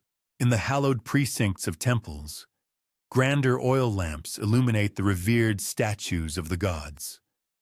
Across public edifices, diligent officials labor by the steady light of oil lamps, meticulously tallying taxes or meticulously inscribing new laws. Everywhere one turned, the invaluable gift of olive oil profoundly influenced how people lived, how they toiled, how they worshipped, and even how they fundamentally apprehended their intricate relationship with the divine. The venerable olive tree made its initial appearance in Greece many thousands of years ago, likely propagating its way from the fertile crescent regions of Syria or Palestine. However, the Greeks did not merely adopt this exceptionally useful plant for its practical benefits. Rather, they ceremoniously elevated it to a sacred status, intricately weaving its essence into the very fabric of their cultural identity. The olive became so utterly central to the entirety of Greek existence that it inevitably found its way into their rich tapestry of mythology, profoundly influencing the manner in which stories were recounted and determining which specific deities garnered particular devotion and veneration. Perhaps the most celebrated myth directly linked to the olive concerns the very founding of Athens itself. The narrative relates that both the formidable sea god Poseidon and the wise goddess Athena harbored aspirations to become the patron deity of this burgeoning and promising new settlement. To resolve their divine rivalry, the Olympian gods collectively agreed upon a contest. Each deity would present a unique gift to the city, and the human inhabitants would then discern and choose which offering possessed the most profound value. Poseidon, in a display of his immense power, struck the earth with his mighty trident, whereupon a spring of saline water immediately gushed forth, an offering that, regrettably, proved to be of little practical utility for either potable consumption or agricultural irrigation. Athena's countergift was an olive tree, reputedly the first of its kind to grace the region. The sagacious people decisively chose Athena's gift, instinctively recognizing that the olive tree provided a multifaceted bounty: essential food, invaluable oil for culinary purposes and illumination, durable wood for construction, and welcome shade from the intense glare of the Mediterranean sun. In profound honor of her superior offering, the city was subsequently named Athens. While this foundational myth is often superficially narrated as a straightforward competition between powerful gods, its deeper and more enduring significance resides in the profound insights it offers into fundamental Greek values. By consciously selecting the olive tree over a more dramatic, but ultimately less practical, divine endowment, the mythical ancestors of the Athenians unequivocally revealed themselves to be a people who held sustainable resources and agricultural prosperity in the highest esteem, prioritizing these enduring benefits over flashier yet less intrinsically useful offerings. The sacred olive tree, believed to have miraculously sprung from Athena's original gift, was meticulously nurtured and tended on the Acropolis for many centuries. When the invading Persians mercilessly burned it during their devastating incursion in 480 BCE, the Athenians were plunged into profound despair, their anguish stemming not merely from the military defeat, but from the sacrilegious desecration of this living, vital link to their divine patroness. Yet, upon their eventual return to the ravaged ruins, they discovered the seemingly lifeless, burned stump miraculously sprouting new growth. A profoundly powerful symbol of resilience and renewal that profoundly reinforced their unwavering belief in Athena's continuing and benevolent protection. Olive oil also exerted its influence on myths in more subtle and pervasive ways. One might consider, for instance, the sheer number of Greek narratives that incorporate the ritualistic act of anointing with oil. Heroes, meticulously preparing for strenuous funeral games, would rub their bodies thoroughly with olive oil before vigorously competing. Brides and grooms were ceremonially anointed before the solemnity of marriage ceremonies. Newborn infants received tender massages with olive oil, a practice believed to promote health and well-being, and the deceased were carefully cleansed and anointed with oil before their final burial rites. This practical substance, primarily utilized for cleansing and moisturizing skin in the often harsh, hot climate, gradually acquired a profound sacred significance through its pervasive and indispensable daily application.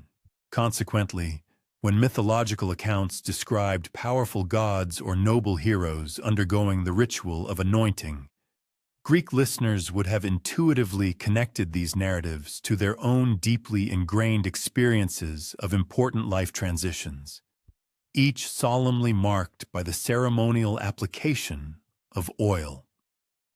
Even the Greek conception of the afterlife was subtly shaped by the pervasive olive culture. In Hades, the shadowy underworld, the ethereal spirits of the dead were believed to be offered drink offerings consisting of milk, honey, water, wine, and notably, olive oil. These sacred libations, meticulously poured onto the ground, were thought to permeate the earth, seeping downwards to nourish the spectral shades of departed family members. A proper Greek funeral invariably included small oil flasks among the grave goods, a thoughtful provision ensuring that the deceased would possess this essential substance even in the realm beyond mortal life. The intricate production of olive oil adhered to a predictable and deeply ingrained seasonal rhythm, a cycle that profoundly influenced how the Greeks themselves understood and perceived the passage of time. Olives were customarily harvested during the transitional period from late autumn through the early weeks of winter. The pressing of the oil often deliberately coincided with the winter solstice, the darkest and shortest day of the year, a time when freshly extracted oil would opportunely replenish depleted household supplies precisely when light and warmth were most desperately needed. This inherent timing forged a profound connection between olive oil and the enduring myths of rebirth and renewal. Consequently, stories recounting Persephone's annual return from the underworld, heralded by the arrival of spring, acquired an additional layer of profound meaning when they were recited and contemplated during the oil-pressing season.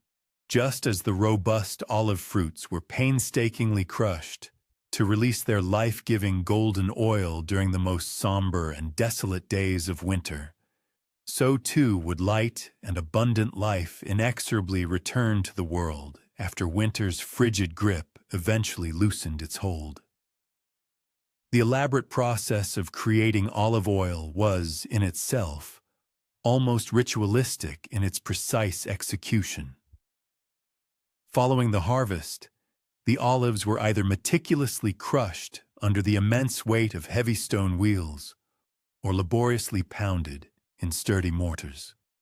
The resulting dense paste was then carefully placed into robust woven bags and subjected to intense pressure to extract the precious liquid, which was subsequently separated from the natural water content inherent in the olives. Finally, the refined oil was carefully stored in specially crafted clay amphorae, hermetically sealed, and meticulously kept in cool, dark conditions to preserve its pristine quality and extend its longevity. This remarkable transformation, from a humble, often bitter fruit into a precious, radiant, golden liquid, provided a powerful and resonant metaphor that recurs repeatedly throughout Greek stories. Myths centered around the theme of transformation frequently employed evocative language that would instantly remind listeners of the familiar and intricate process of oil production. For instance, when Apollo pursued the nymph Daphne and she was miraculously transformed into a laurel tree, or when Narcissus became the beautiful flower that bears his name, these profound changes echoed the well-understood and everyday process by which something seemingly ordinary was meticulously processed and refined to become something extraordinarily precious and invaluable. Olive oil, more than a mere commodity, stood as a cornerstone of athletic endeavors, particularly those celebrated physical contests so deeply cherished by the Greeks that they inaugurated the Olympic Games in reverence of their deities. Competitors would meticulously anoint their physiques with this precious oil before engaging in the strenuous disciplines of wrestling or running. The luminous sheen of the oil upon their sculpted, muscular forms, consequently, became an emblem of aesthetic perfection, a visual ideal immortalized in countless statues and intricate vase paintings that endure to this day. Within the vibrant tapestry of Greek myth, audiences instinctively envisioned gods and heroes, when depicted in any form of physical struggle or competition, as having been prepared with this very oil, regardless of whether the narrative explicitly stated it. For instance, the legendary wrestling match between the mighty Heracles and the formidable river god Achelous, or the various heroic athletic feats performed by Perseus, would be automatically pictured in the minds of Greek spectators with the combatant's skin gleaming with olive oil, mirroring the exact appearance of real-life athletes within the hallowed halls of Greek gymnasiums. The profound influence of the olive extended even to the Greeks' conceptualization of divine retribution.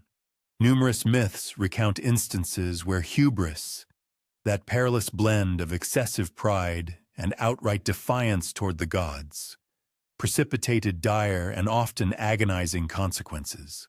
The particular horror of Prometheus's torment, enduring the daily tearing out of his liver by a predatory eagle, would have resonated deeply with Greeks intimately familiar with the arduous process of pressing olives for oil. The liver, dark and glistening as it was violently removed from the body and consumed, could have readily conjured vivid mental images of olives being crushed and pressed, their very essence extracted through force. Similarly, the eternal punishment meted out to Tantalus, condemned to stand perpetually in water he could not drink, and beneath fruit-laden branches that perpetually receded from his grasp, would have struck a particularly poignant chord with Greeks. They understood implicitly that consistent access to olive oil for sustenance, illumination, sacred rites, and personal cleanliness was absolutely indispensable for a civilized existence. The deprivation of such fundamental necessities, therefore, represented the ultimate damnation. So invaluable was olive oil that it functioned as a widely accepted form of currency across the entire Mediterranean basin. Taxes could be readily discharged with payments of oil, and outstanding debts could be honorably settled using this liquid gold. Victors in athletic competitions frequently received substantial quantities of the finest oil as esteemed prizes. This pervasive economic reality profoundly shaped the way wealth and prosperity were depicted within the rich narratives of mythology. When ancient tales described opulent kings or exceptionally favored heroes, their immense prosperity was often quantified not solely by their holdings of gold or expansive tracts of land, but significantly by their sprawling olive groves and vast stores of accumulated oil. Plutus, the revered god of wealth, sometimes interwoven with the figures of Pluto or Hades, was frequently portrayed clutching an olive branch or enveloped by various symbols of agricultural bounty, rather than by precious metals. Such iconography suggested that genuine affluence, in the Greek worldview, resided not in glittering baubles, but in enduring, sustainable resources like the venerable olive. Beyond its economic and symbolic roles, olive oil was also critically important in Greek medicine. It served as the fundamental base for innumerable medicinal concoctions, meticulously blended with potent herbs or other therapeutic ingredients to address a wide spectrum of ailments, ranging from superficial wounds and chronic digestive complaints to various skin conditions. This inherent association with healing permeated myths concerning divine cures. When the revered Apollo or his famed son Asclepius were described as alleviating illnesses in mythological accounts, Greek listeners would have intuitively presumed that olive oil played an integral, if unstated, role in these miraculous treatments. Even the intrinsic color and luminosity of olive oil influenced the Greek imagination regarding divine light. The warm, golden radiance emitted by an oil lamp represented the primary artificial light source known to them. Consequently, when myths depicted the dazzling brilliance of the gods, be it Apollo's sun-like effulgence or Artemis's ethereal moonlit glow, these divine illuminations would have been unconsciously juxtaposed against the familiar, comforting glow of olive oil lamps, which valiantly held the encroaching darkness at bay in their daily lives. The remarkable longevity of the olive tree similarly informed Greek notions of immortality. Olive trees are renowned for their ability to thrive for centuries. Indeed, some still bearing fruit in Greece today are estimated to have witnessed over 2,000 years of human history. For ancient populations, whose individual lifespans rarely extended beyond 40 or 50 years, these incredibly ancient trees embodied a form of terrestrial immortality, providing a tangible link to ancestors long departed and to descendants yet unborn. This deeply held perspective profoundly shaped the Greek understanding of divine time. When myths spoke of the gods existing eternally, the concept might have been partially visualized through the enduring image of ancient olive trees that had silently observed countless generations of human life unfold, remaining fundamentally unaltered throughout the ages. The olive, in this sense, transcended its botanical form, becoming a poignant bridge between the fleeting span of mortal time and the boundless expanse of divine eternality. The olive branch, universally recognized as a potent symbol of peace, makes numerous appearances in Greek myths, most notably in the pivotal story of Athena's competition with Poseidon, as previously recounted. This powerful association likely originated from the fact that olive trees require many years of patient cultivation before they mature and yield their precious fruit. They therefore symbolize a long-term investment in peaceful, settled existence, rather than transient nomadic movement or destructive warfare.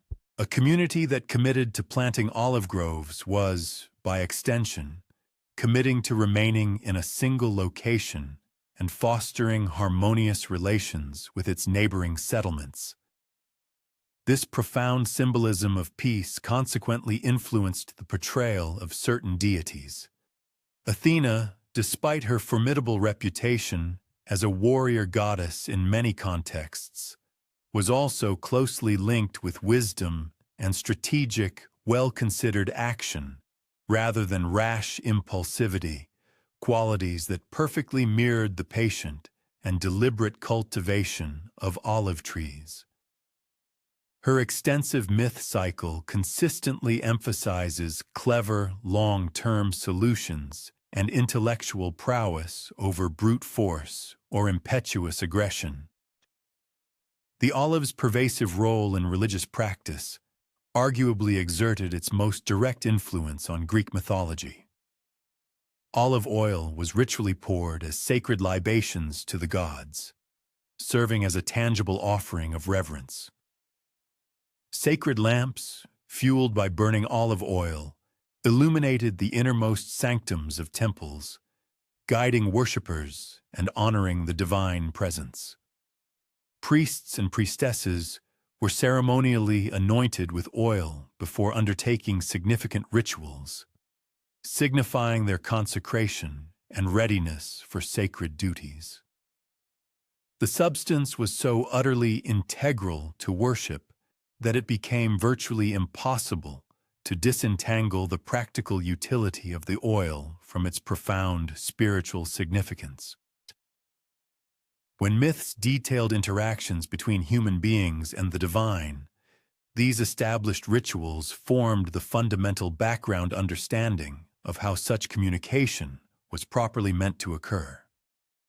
Stories featuring impious characters frequently highlighted their failure to make appropriate offerings, including the crucial oil libations.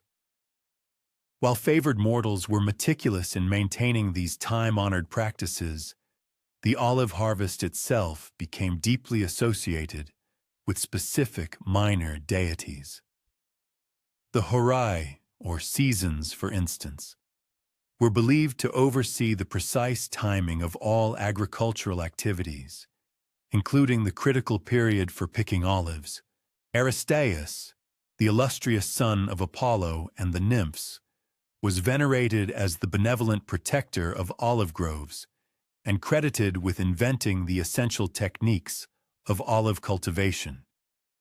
These agricultural deities received consistent worship from farmers whose very livelihoods were intrinsically dependent upon the success of their olive production.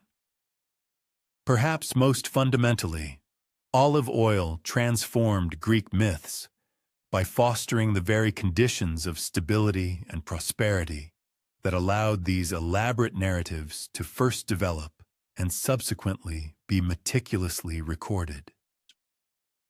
The reliable source of calories, the indispensable cooking medium, the essential lighting fuel, the versatile medicine, and the valuable trade good provided by olive oil collectively supported significant population growth, the development of urban centers, and the eventual emergence of a social class with sufficient leisure time to cultivate art, literature, philosophy, and indeed, intricate mythologies.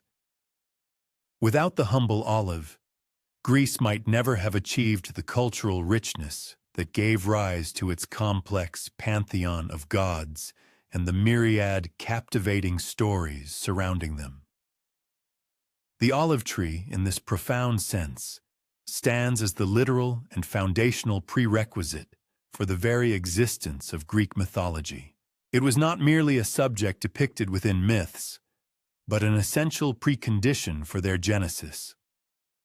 As one drifts closer to slumber, perhaps it becomes evident how even the most dramatic and fantastical myths are deeply rooted in the mundane substances and everyday experiences of life.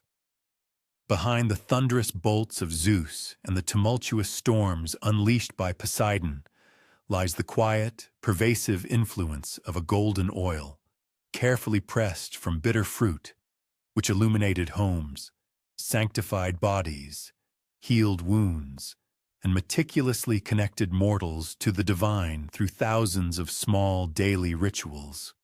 And perhaps there is a profound comfort in recognizing how the truly extraordinary blossoms from the ordinary, how the grandest, most enduring stories often find their origins in the simplest of things, like an ancient olive tree, seemingly unremarkable, yet containing within its very essence the potential for nourishment, light, and a timeless connection that spans generations. The quiet, unassuming aspects of life frequently harbor a significance far deeper and more profound than initially appears. As our narrative journey through the quieter, yet profoundly influential aspects of the ancient divine world continues, let us now redirect our attention to a seemingly mundane but utterly essential function: the intricate process of message delivery. In particular, we shall delve into the often underestimated role of Hermes, not primarily as the dramatic guide of souls into the shadowy underworld, or the cunning infant who audaciously pilfered Apollo's cattle, but rather as something far more ordinary yet undeniably vital: the quintessential first postal worker of the gods. One might imagine Mount Olympus not merely as a celestial realm of lavish feasts and weighty divine debates, but also as a bustling, high-volume communication hub. The gods were in constant need of dispatching messages to other deities, to favored mortals, to heroes embarking on perilous quests, and to oracles entrusted with relaying their divine will. Someone had to meticulously manage this complex, sprawling network of information, ensuring that crucial divine directives arrived with impeccable promptness and unfailing accuracy. That indispensable individual, charged with this colossal task, was Hermes. Born of the union between Zeus and the beguiling nymph Maia, Hermes evinced his innate aptitude for the pivotal messenger role from the very dawn of his existence. The ancient myths recount that, as a mere newborn, he displayed astonishing cunning by artfully stealing Apollo's sacred cattle, ingeniously inventing the lyre from a tortoise shell, and then charmingly negotiating his way out of punishment with such persuasive eloquence that Apollo ultimately agreed to exchange the precious lyre for the cattle he had lost. This remarkable confluence of unparalleled speed, inventive ingenuity, and compelling communication skills rendered him the unequivocally perfect candidate when Zeus sought an individual capable of managing Olympus's ever-increasing volume of message traffic. Let us briefly contemplate the probable contours of Hermes's daily routine. Each morning, he would undoubtedly report to the majestic palace of Zeus for his primary briefing. The formidable king of gods would then furnish him with a meticulously compiled list of priority messages slated for delivery that day.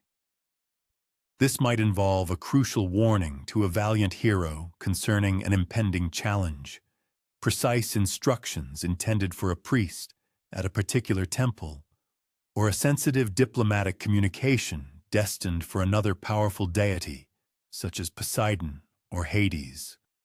Zeus's directives were typically conveyed verbally rather than in written form. Hermes, possessing an infallible memory, an absolutely indispensable quality for a divine messenger, could flawlessly repeat complex instructions verbatim without the slightest error. For messages of exceptional importance or delicate sensitivity, Zeus might even speak directly into a specially sealed container, thereby capturing his divine voice, which Hermes would then deliver, unopened, directly to the designated recipient. Upon the conclusion of his directives from the supreme Olympian, Zeus, Hermes would systematically commence his circuit amongst the other divine residents of Mount Olympus, assiduously inquiring if any possessed missives necessitating swift conveyance to the mortal or immortal realms.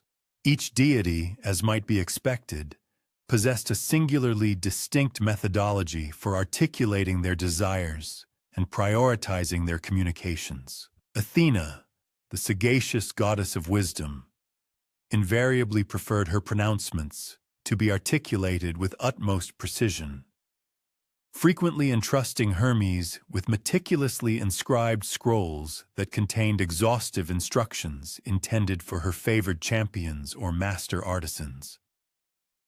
These detailed mandates might encompass anything from intricate architectural blueprints for the construction of a magnificent new temple, to astute tactical counsel for generals embroiled in the maelstrom of battle, or even exquisitely complex weaving patterns destined for particularly gifted craftswomen.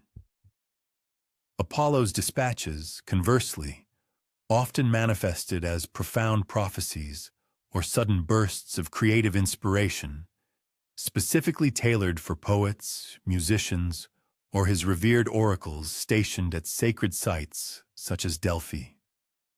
These particular communications presented a considerable challenge for delivery, as they frequently arrived not as direct verbal commands, but rather as elusive dreams or instantaneous, intuitive insights.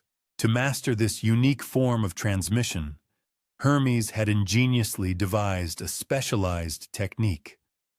He would carefully encase these ephemeral messages within luminously ethereal vessels meticulously fashioned from solidified lunar gleam, a method which flawlessly preserved their delicate, dreamlike quality until the moment of their ultimate revelation to the recipient.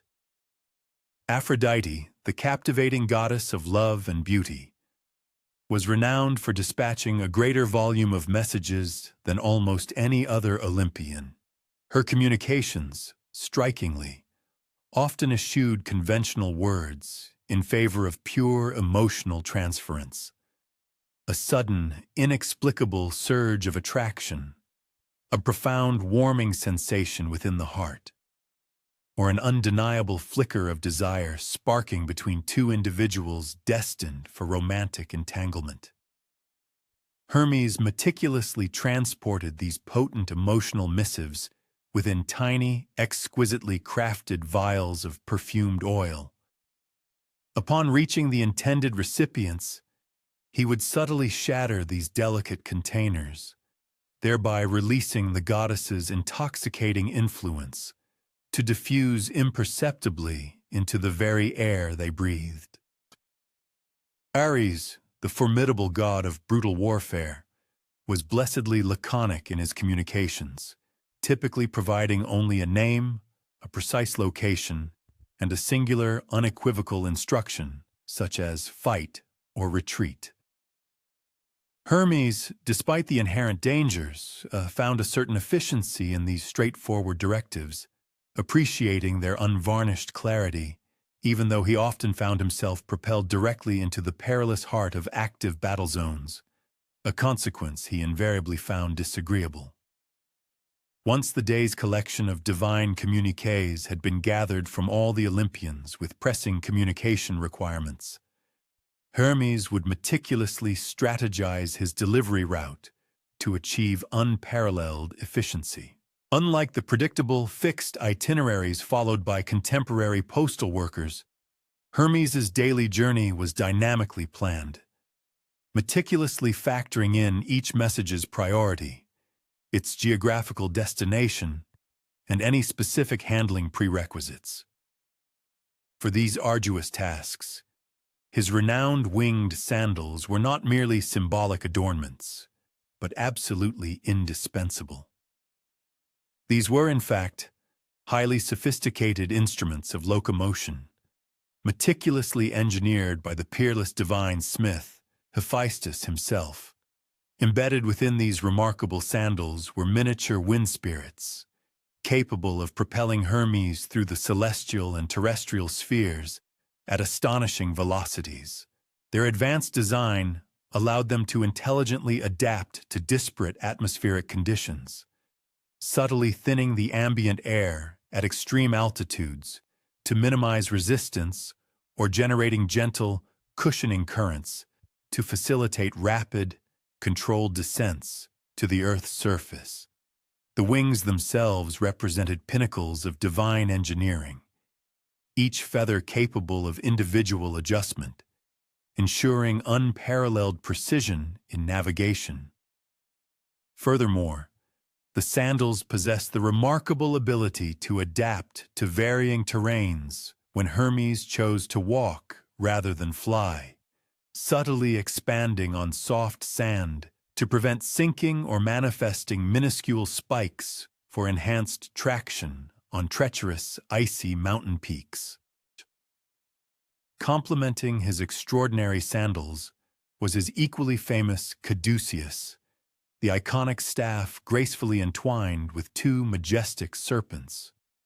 This artifact transcended its role as a mere emblem of his esteemed office, functioning as an eminently practical tool essential for his demanding postal responsibilities.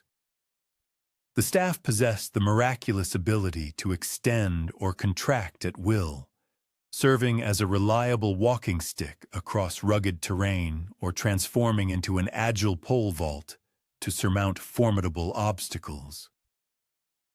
The serpents themselves were not inert symbols, but living, minor divine entities, actively assisting Hermes by diligently watching for impending dangers, while he remained focused on intricate navigation. Moreover, the caduceus ingeniously served as Hermes's personal filing system. Encased within the staff was an extra-dimensional spatial pocket, where he could securely store messages awaiting delivery.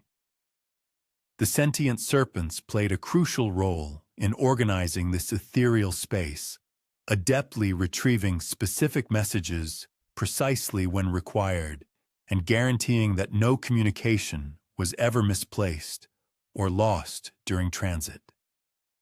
Hermes invariably commenced his daily deliveries with the highest priority messages, which typically included those originating directly from Zeus himself or time-sensitive communications that simply could not endure delay. Following these urgent assignments, he would strategically proceed to geographic clusters, efficiently delivering multiple messages within a single region before transitioning to the subsequent area on his meticulously planned itinerary. The complexities inherent in message delivery varied enormously, contingent upon the nature of the recipient. Conveying messages to his fellow gods was a relatively straightforward affair. Hermes merely needed to locate them and impart the divine communiqué. Other deities generally received him with customary courtesy, fully cognizant of the paramount importance of his role in sustaining harmonious divine communications. Mortals, however, presented a considerably more intricate challenge. Some individuals, being mere mortals, lacked the capacity to perceive Hermes in his true, resplendent divine form. Consequently, he frequently adopted various guises, appearing as a humble traveler, a shrewd merchant, or an unassuming stranger, thereby delivering his messages without inadvertently revealing his true celestial nature. Prominent heroes and powerful kings, however, might be privileged with a direct visitation, with Hermes manifesting within a dream or a vivid vision to convey divine instructions of singular importance.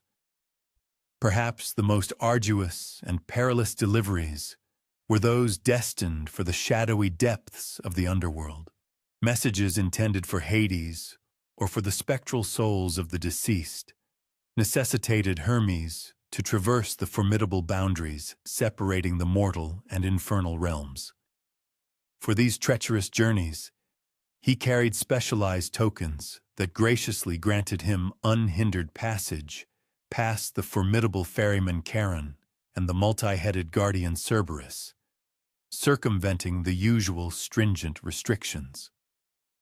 The chilling miasma of the underworld itself possessed properties that could irrevocably damage normal messages. Thus, communications bound for Hades' domain were meticulously enwrapped in special preservative materials, typically consisting of leaves harvested from the ancient black poplar trees that grew eerily along the banks of the Acheron River. Hermes, ever the meticulous administrator, developed a highly sophisticated system for tracking the status of every message entrusted to his care. He carried a distinct pouch containing an assortment of colored pebbles, pristine white signifying successfully delivered messages, obsidian black indicating pending deliveries, and a vibrant red denoting unsuccessful attempts that necessitated diligent follow-up. At the close of each arduous day, he would rigorously account for every single message, ensuring with unwavering diligence that absolutely nothing had been inadvertently overlooked or forgotten. Inclement weather presented particularly formidable challenges for the divine postal service, while Hermes himself, empowered by his celestial nature, could effortlessly navigate through most atmospheric conditions.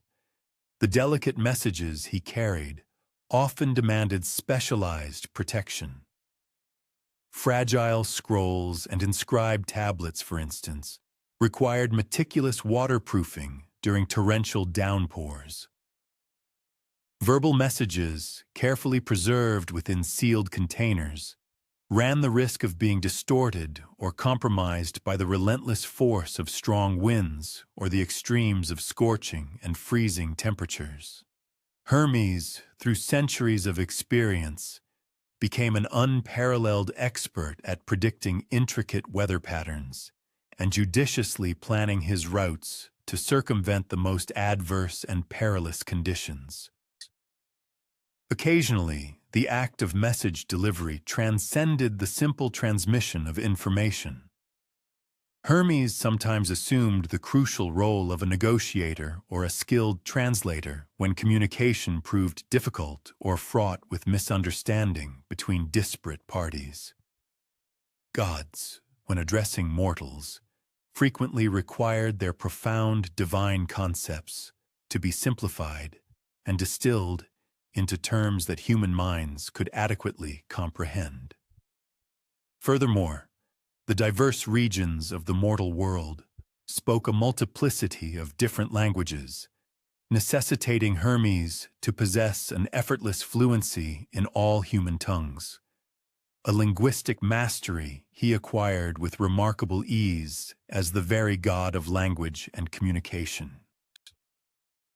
The divine messenger also meticulously established comprehensive protocols for message verification, a critical measure to uphold authenticity. Important communications invariably incorporated distinctive authentication elements designed to thwart any attempts at forgery or misrepresentation. Zeus's messages, for example, typically arrived imbued with the faint, unmistakable scent of ozone, strikingly reminiscent of the crisp, charged air immediately following a powerful lightning strike. Poseidon's communications, conversely, often arrived subtly damp, carrying the invigorating tang of sea salt. Recipients across the realms quickly learned to diligently seek out these unique verification markers, thereby ensuring with absolute certainty that the message genuinely originated from its claimed divine sender. Hermes diligently maintained exhaustive records of all his deliveries within a specialized logbook, meticulously crafted from indestructible materials. This invaluable archive served a dual purpose: fulfilling both practical administrative needs and profound historical objectives. Should a god ever contend that their message had not been duly delivered, or if a mortal conspicuously failed to adhere to divine instructions, Hermes could readily consult his meticulously kept records to verify the precise time and exact manner in which the communication had been conveyed. Over the span of countless centuries, these records gradually evolved into a comprehensive and unparalleled archive, chronicling the intricate tapestry of divine-mortal interactions. On occasion, the revered muses themselves would consult these hallowed archives when seeking inspiration for poets to immortalize the interactions between gods and humans, thereby ensuring the utmost accuracy and fidelity in the captivating narratives that would eventually become the foundational myths of civilization. The sheer volume of messages Hermes managed naturally fluctuated significantly, directly correlating with unfolding events in both the divine and mortal realms. During periods of widespread warfare or devastating natural disasters, message traffic experienced a dramatic surge as gods dispatched urgent instructions, dire warnings, or encouraging words to their favored factions. Major religious festivals also consistently generated increased communication, as deities responded to fervent prayers and bounteous offerings. Hermes, with his innate foresight, learned to anticipate these predictably busy periods and judiciously adjust his demanding schedule accordingly to meet the heightened demands. Much like any exemplary postal worker, Hermes cultivated enduring relationships with the regular recipients along his extensive routes. He intimately came to understand which temple priests preferred their divine messages delivered at the first blush of dawn, prior to their daily sacred rituals, and which conversely favored evening deliveries.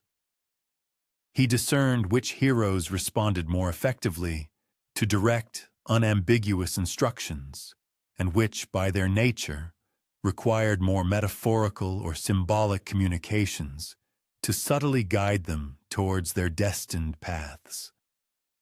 The physical manifestation of divine messages took on a myriad of diverse forms, each tailored to its specific purpose and recipient.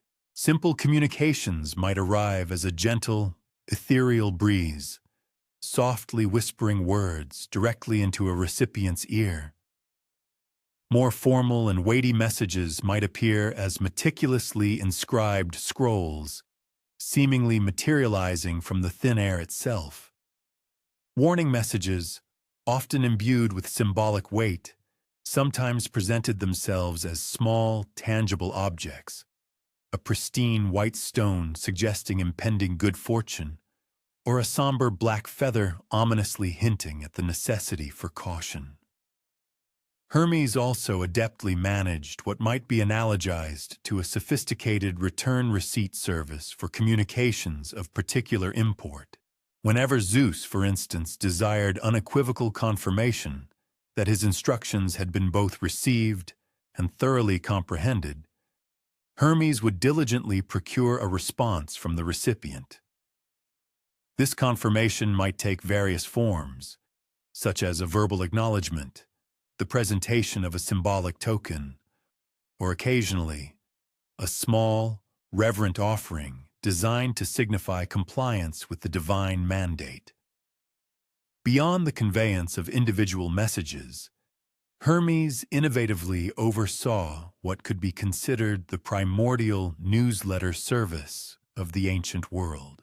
Regular and comprehensive updates concerning divine decisions and significant cosmic events were meticulously delivered to major temples across the mortal realm, ensuring that priests remained thoroughly informed about matters directly relevant to their particular patron deity.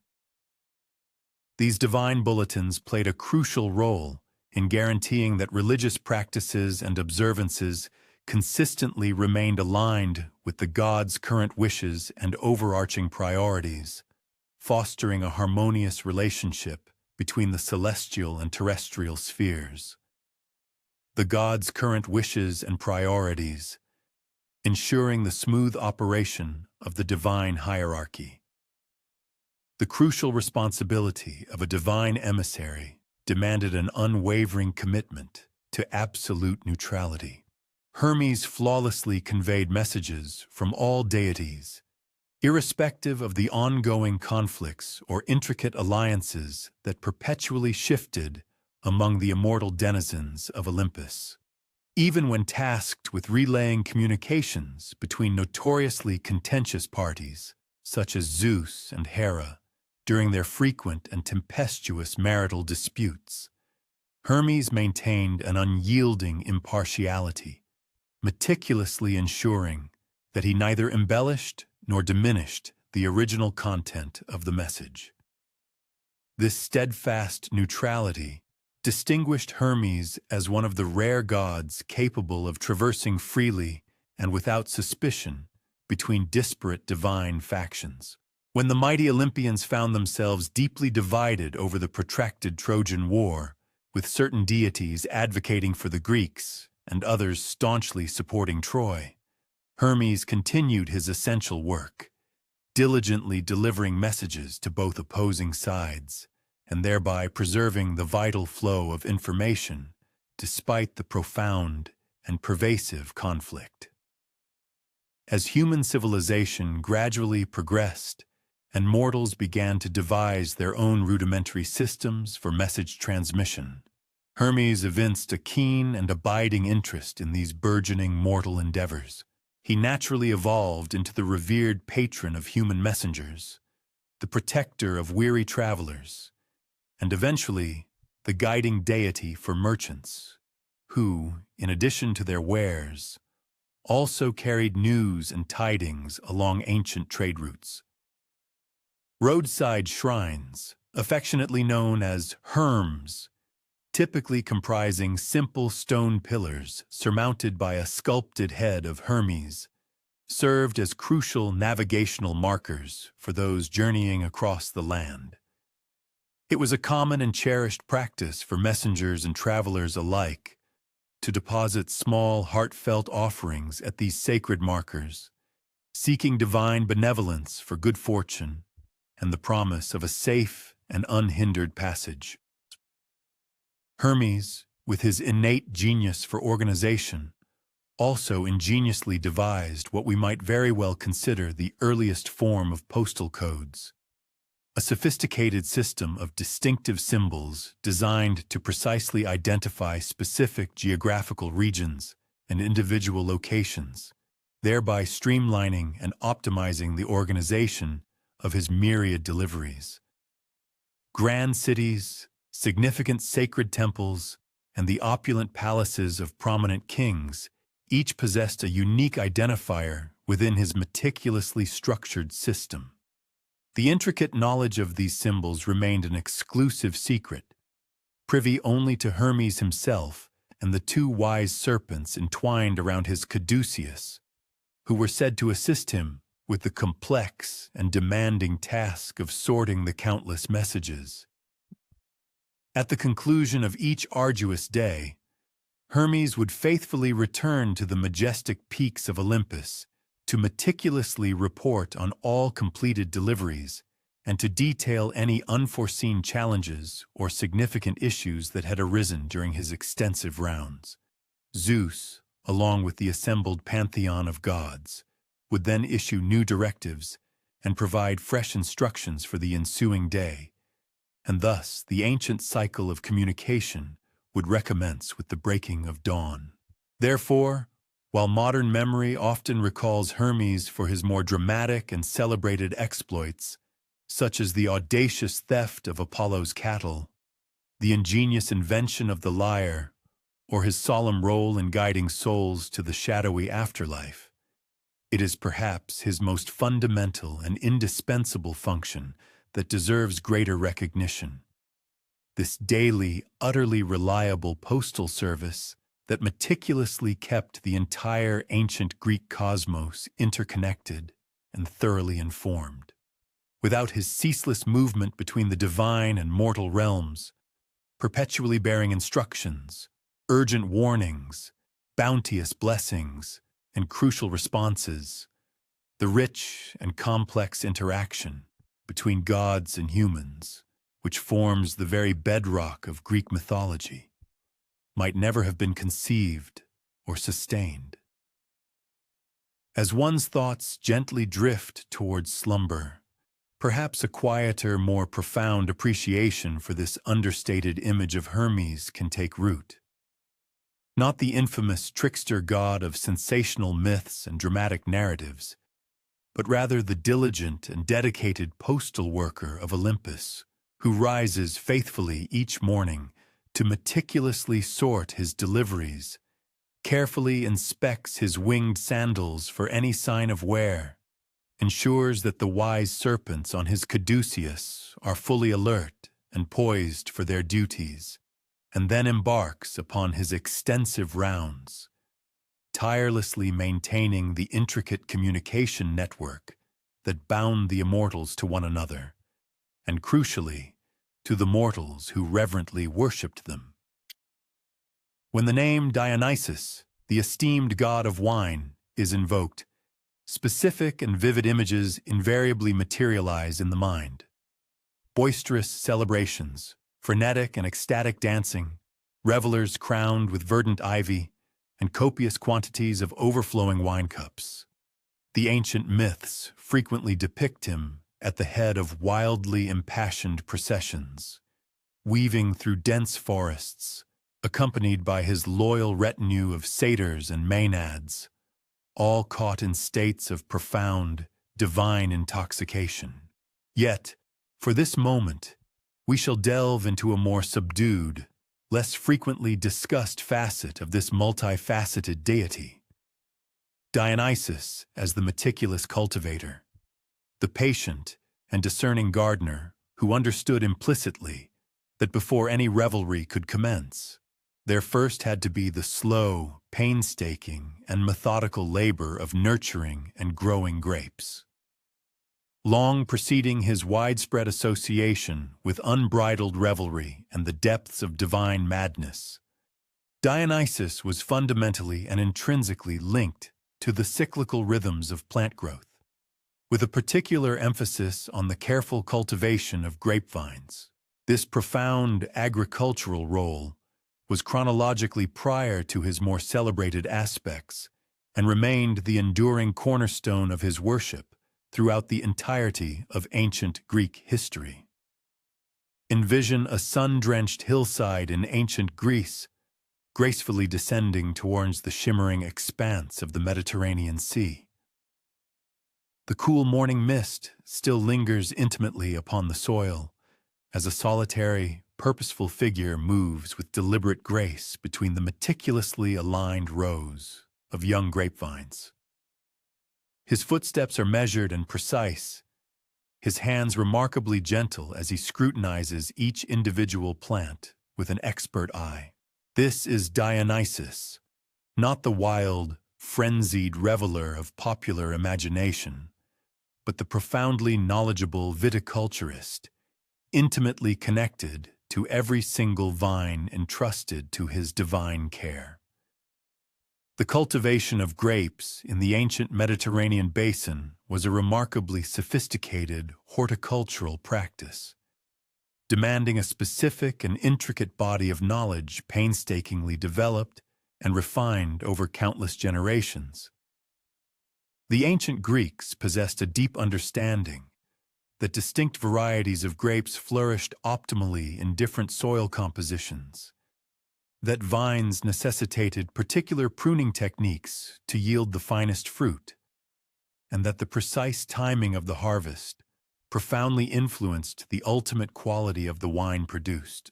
As the revered god of the vine, Dionysus inherently embodied this vast, accumulated wisdom. His annual routine meticulously mirrored the natural, immutable cycle of viticulture.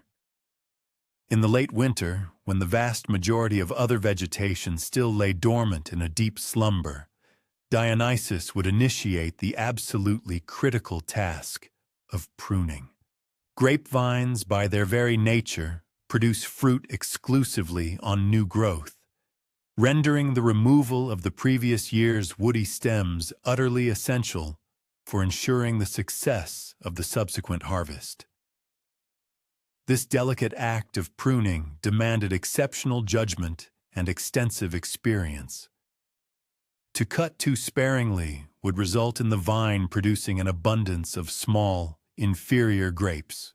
Conversely, to cut too aggressively would severely diminish the overall yield. Local vineyards frequently reported a peculiar and intriguing phenomenon during the pruning season. Vintners toiling alone amidst their vines would occasionally sense an ethereal presence nearby, or discern that certain plants appeared to have been expertly trimmed overnight, beyond their own efforts. Some even claimed to perceive a soft, resonant humming sound emanating from among the rows, a subtle melody that seemed to actively encourage robust and healthy growth. These enigmatic occurrences were widely believed to be irrefutable signs of Dionysus's direct involvement, his invisible divine hands subtly shaping the promise of the coming year's harvest. As the vibrant promise of spring unfurled, Dionysus would vigilantly observe for the magical moment of budbreak, that astonishing instant when minuscule green leaves first tentatively emerged from what had appeared to be lifeless wooden vines. This profound transition from dormancy to vigorous growth epitomized one of the fundamental and most captivating mysteries inextricably linked to his worship: the eternal, cyclical pattern of death and rebirth that grapevines so eloquently demonstrated each passing year. During this exceedingly vulnerable early growth period, late frosts presented a grave and serious threat. Vineyards consecrated to Dionysus would frequently erect small, humble shrines at the perimeters of their fields, where offerings were reverently placed, entreating divine protection for the tender new shoots. Those who faithfully maintained these shrines consistently reported significantly fewer frost-related losses compared to adjacent fields where such devout observances were regrettably neglected. As the burgeoning vines steadily ascended, they necessitated sturdy support.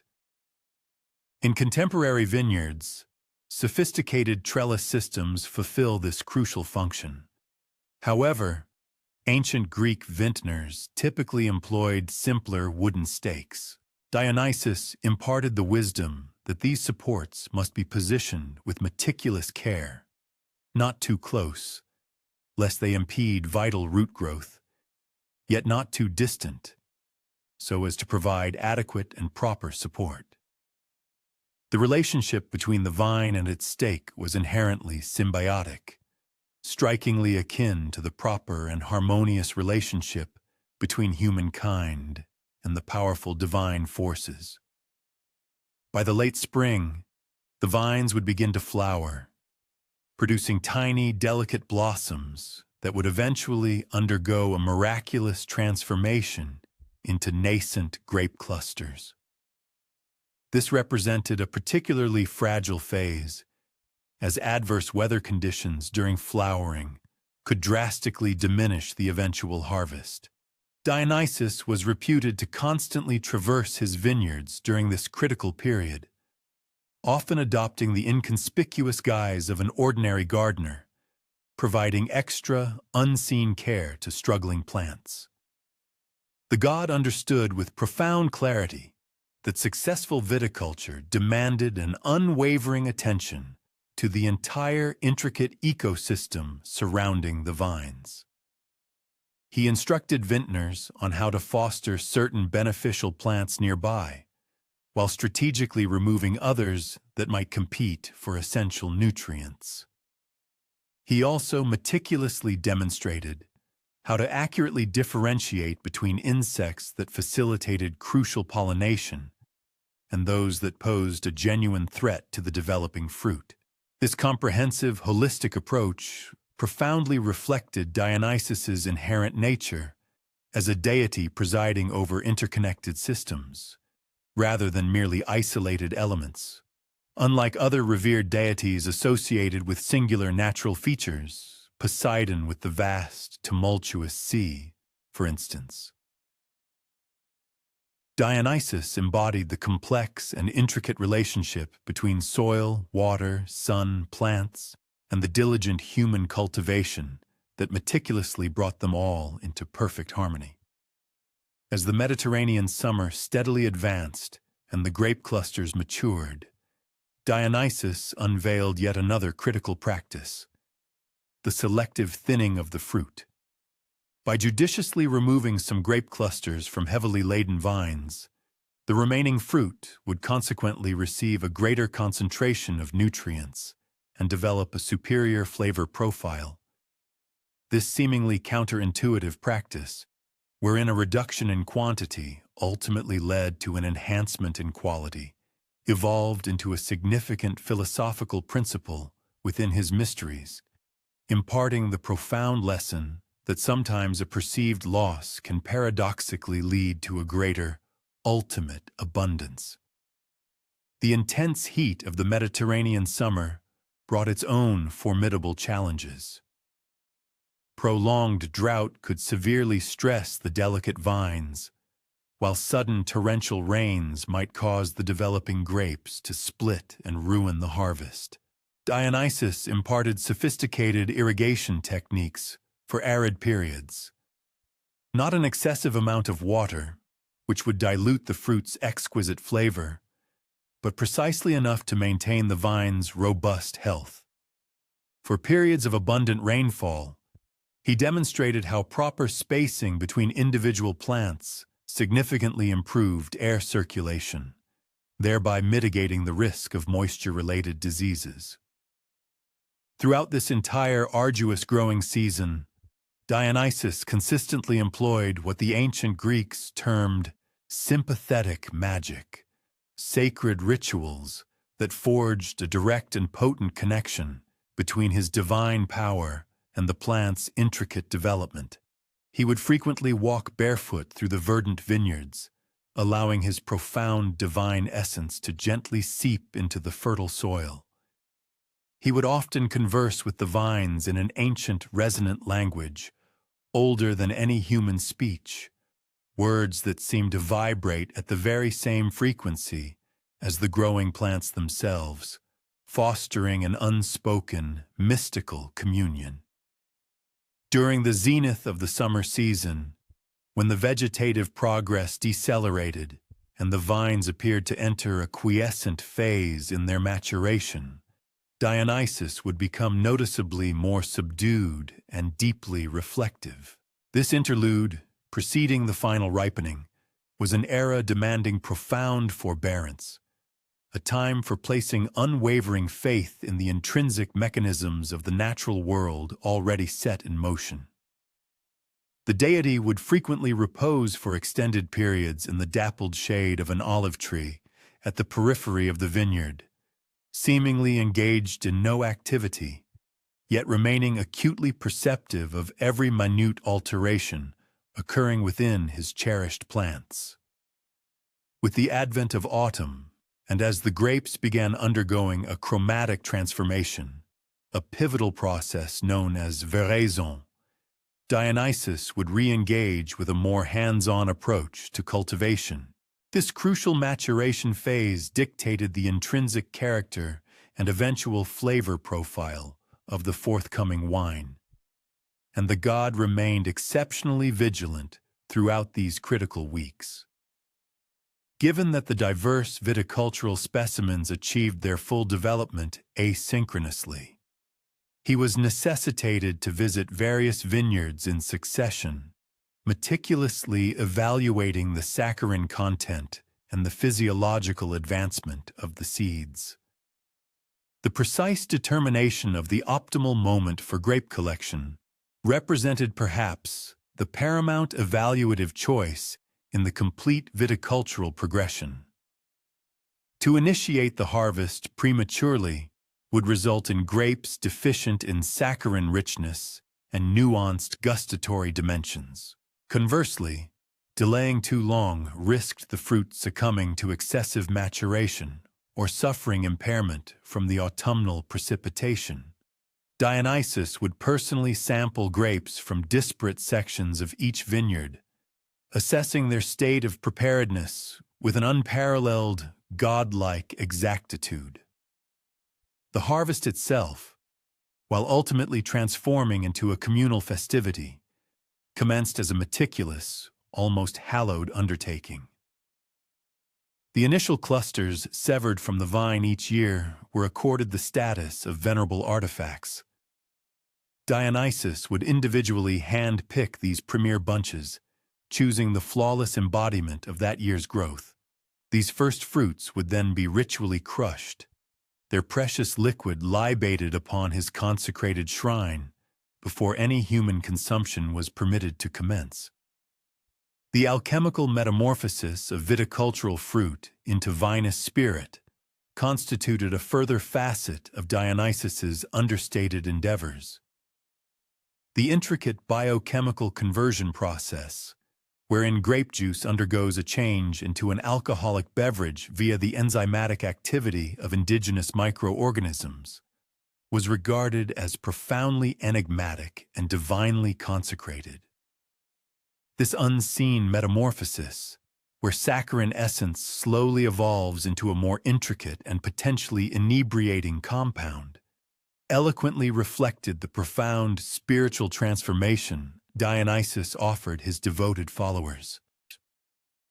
Throughout the fermentative stage, Dionysus would repose in quiet contemplation next to the capacious earthenware containers holding the nascent must, observing minute alterations in its aromatic profile and visual appearance.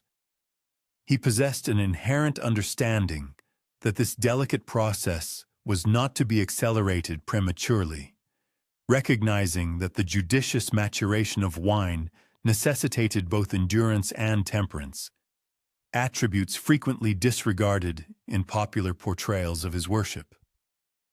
The regulation of thermal conditions throughout the fermentative stage held paramount significance, as distinct vinous types demanded varied environmental parameters. Dionysus instructed winemakers in the translocation of their fermentation receptacles to harness requisite thermal energy or ambient chill as needed. Consequently, some wines were placed in Helios-bathed plazas, while others were sequestered in cool subterranean grottos. Each unique location invariably bestowed unique attributes upon the developing wine. The god also comprehended the critical role of sanitation in winemaking, an idea remarkably progressive for the era. Vessels designated for fermentation and storage were cleansed meticulously with saline solution, then meticulously flushed and desiccated thoroughly before subsequent utilization. This practice, widely attributed to Dionysus's sagacious teaching, averted a multitude of deterioration issues that could otherwise jeopardize the entire vinicultural output. Once the fermentative process concluded and the nascent wine achieved limpidity, Dionysus would supervise its decantation into storage amphorae, earthenware containers frequently interred partially within chilled soil to preserve consistent thermal conditions. This racking operation necessitated precise temporal execution and skilled methodology to disjoin the pellucid liquid from its accumulating dregs. The initial sampling of the freshly matured vintage was invariably conducted in solemn quietude, accompanied by profound concentration on the burgeoning intricate gustatory profiles. The maturation of wine constituted yet another domain of Dionysus's specialized knowledge. He possessed sagacious insight into which varietals benefited from extended cellaring and which were optimally enjoyed in their youth. He instructed on which specific vintages gained from the incorporation of pinewood resin, the progenitor of contemporary retsina, or various botanicals, and conversely, which ought to be left in their pristine state. Certain exceptional vintages underwent prolonged maturation for multiple years, designated for significant sacral rites or pivotal rites of passage such as marital unions and funerary observances. Throughout this comprehensive odyssey encompassing propagation, vintage collection, biochemical conversion, and maturation, Dionysus exhibited attributes seldom highlighted in his mythological narratives: endurance, exactitude, empirical scrutiny, and tempered discernment. Before he was celebrated as the deity of unbridled exuberance, he was fundamentally the patron of systematic agriculture and meticulous artistry. His profound relationship with grapevines transcended rudimentary agrarian understanding. Dionysus perceived grapevines as sentient entities possessing unique temperaments and specific requirements. He recognized that every individual specimen reacted uniquely to nurturing interventions, acknowledging that some necessitated robust scaffolding, whilst others flourished with negligible interference. This personalized methodology in viticulture subsequently informed his engagement with human adherents, leading him to appreciate that diverse individuals necessitated varied conduits to transcendental enlightenment. The serene Dionysus, presiding over the vine-laden fields, maintained an intricate cognitive chronicle of growing conditions, spanning numerous annual cycles and extended eras. He could recollect, with absolute exactitude, the precipitation volumes during particular developmental stages half a decade prior, or how in a typically clement vernal period influenced the maturation trajectories in a specific geographical region. This extensive mnemonic capacity enabled him to tailor viticultural methodologies to evolving environmental circumstances, thereby instructing cultivators to collaborate with the caprices of the natural world instead of opposing them. In territories where viticultural endeavors faced considerable impediments owing to infertile substrata or adverse meteorological conditions, Dionysus would devote additional periods to assiduously devising cultivation techniques aptly tailored to the indigenous environmental parameters. His unwavering resolve amidst these arduous milieus resulted in the establishment of vineyards in locales initially perceived as inhospitable, thereby augmenting the geographical scope of vinous output across the entire Mediterranean basin. Notwithstanding the evolution of his veneration to encompass the more frenzied components for which he became widely celebrated, Dionysus preserved this fundamental link to serene agricultural practice. The boisterous festivities of subsequent Dionysian rites were counterpoised by more subdued, reverential ceremonies intricately interwoven with the agrarian calendar. While the broader populace might engage in the theatrical festivities, however, those more profoundly committed to his cult likewise revered these more nuanced rites. Those inducted into the profound arcana of Dionysus came to apprehend that the deity's authentic essence encompassed both the uninhibited bacchanalia of vinous imbibition and the assiduous viticulture that invariably preceded it. They were taught that authentic comprehension necessitated an experiential engagement with both facets, the meticulous, systematic labor of botanical development, as well as the ultimate liberation inherent in festivity. This agrarian bedrock persisted as a discernible motif within Dionysian artistic representations across the entirety of Hellenic antiquity. Whereas mainstream artistic depictions might portray him adorned with an Hera wreath and clutching a cyathus, More sacred portrayals frequently incorporated grapevines displaying their subterranean root systems, underscoring the intrinsic link to agricultural genesis rather than solely to its recreational outcome. The prevailing intellectual currents and policy discussions frequently advocate for a more expansive understanding of economic activity and societal engagement, moving decisively beyond a myopic focus on mere consumption. This perspective underscores the critical importance of evaluating the multifaceted dimensions of human interaction with resources and products, rather than confining analysis solely to the act of acquiring and utilizing them. Such a narrow emphasis on consumption in isolation often overlooks the intricate processes of creation, the ethical implications of production, the imperative for sustainable practices, or the long-term societal value generated through innovation and stewardship. Consequently, a broader framework is increasingly championed, one that encompasses the entire life cycle and the diverse contributions made at every stage, thereby transcending the limited scope of simply using up goods or services.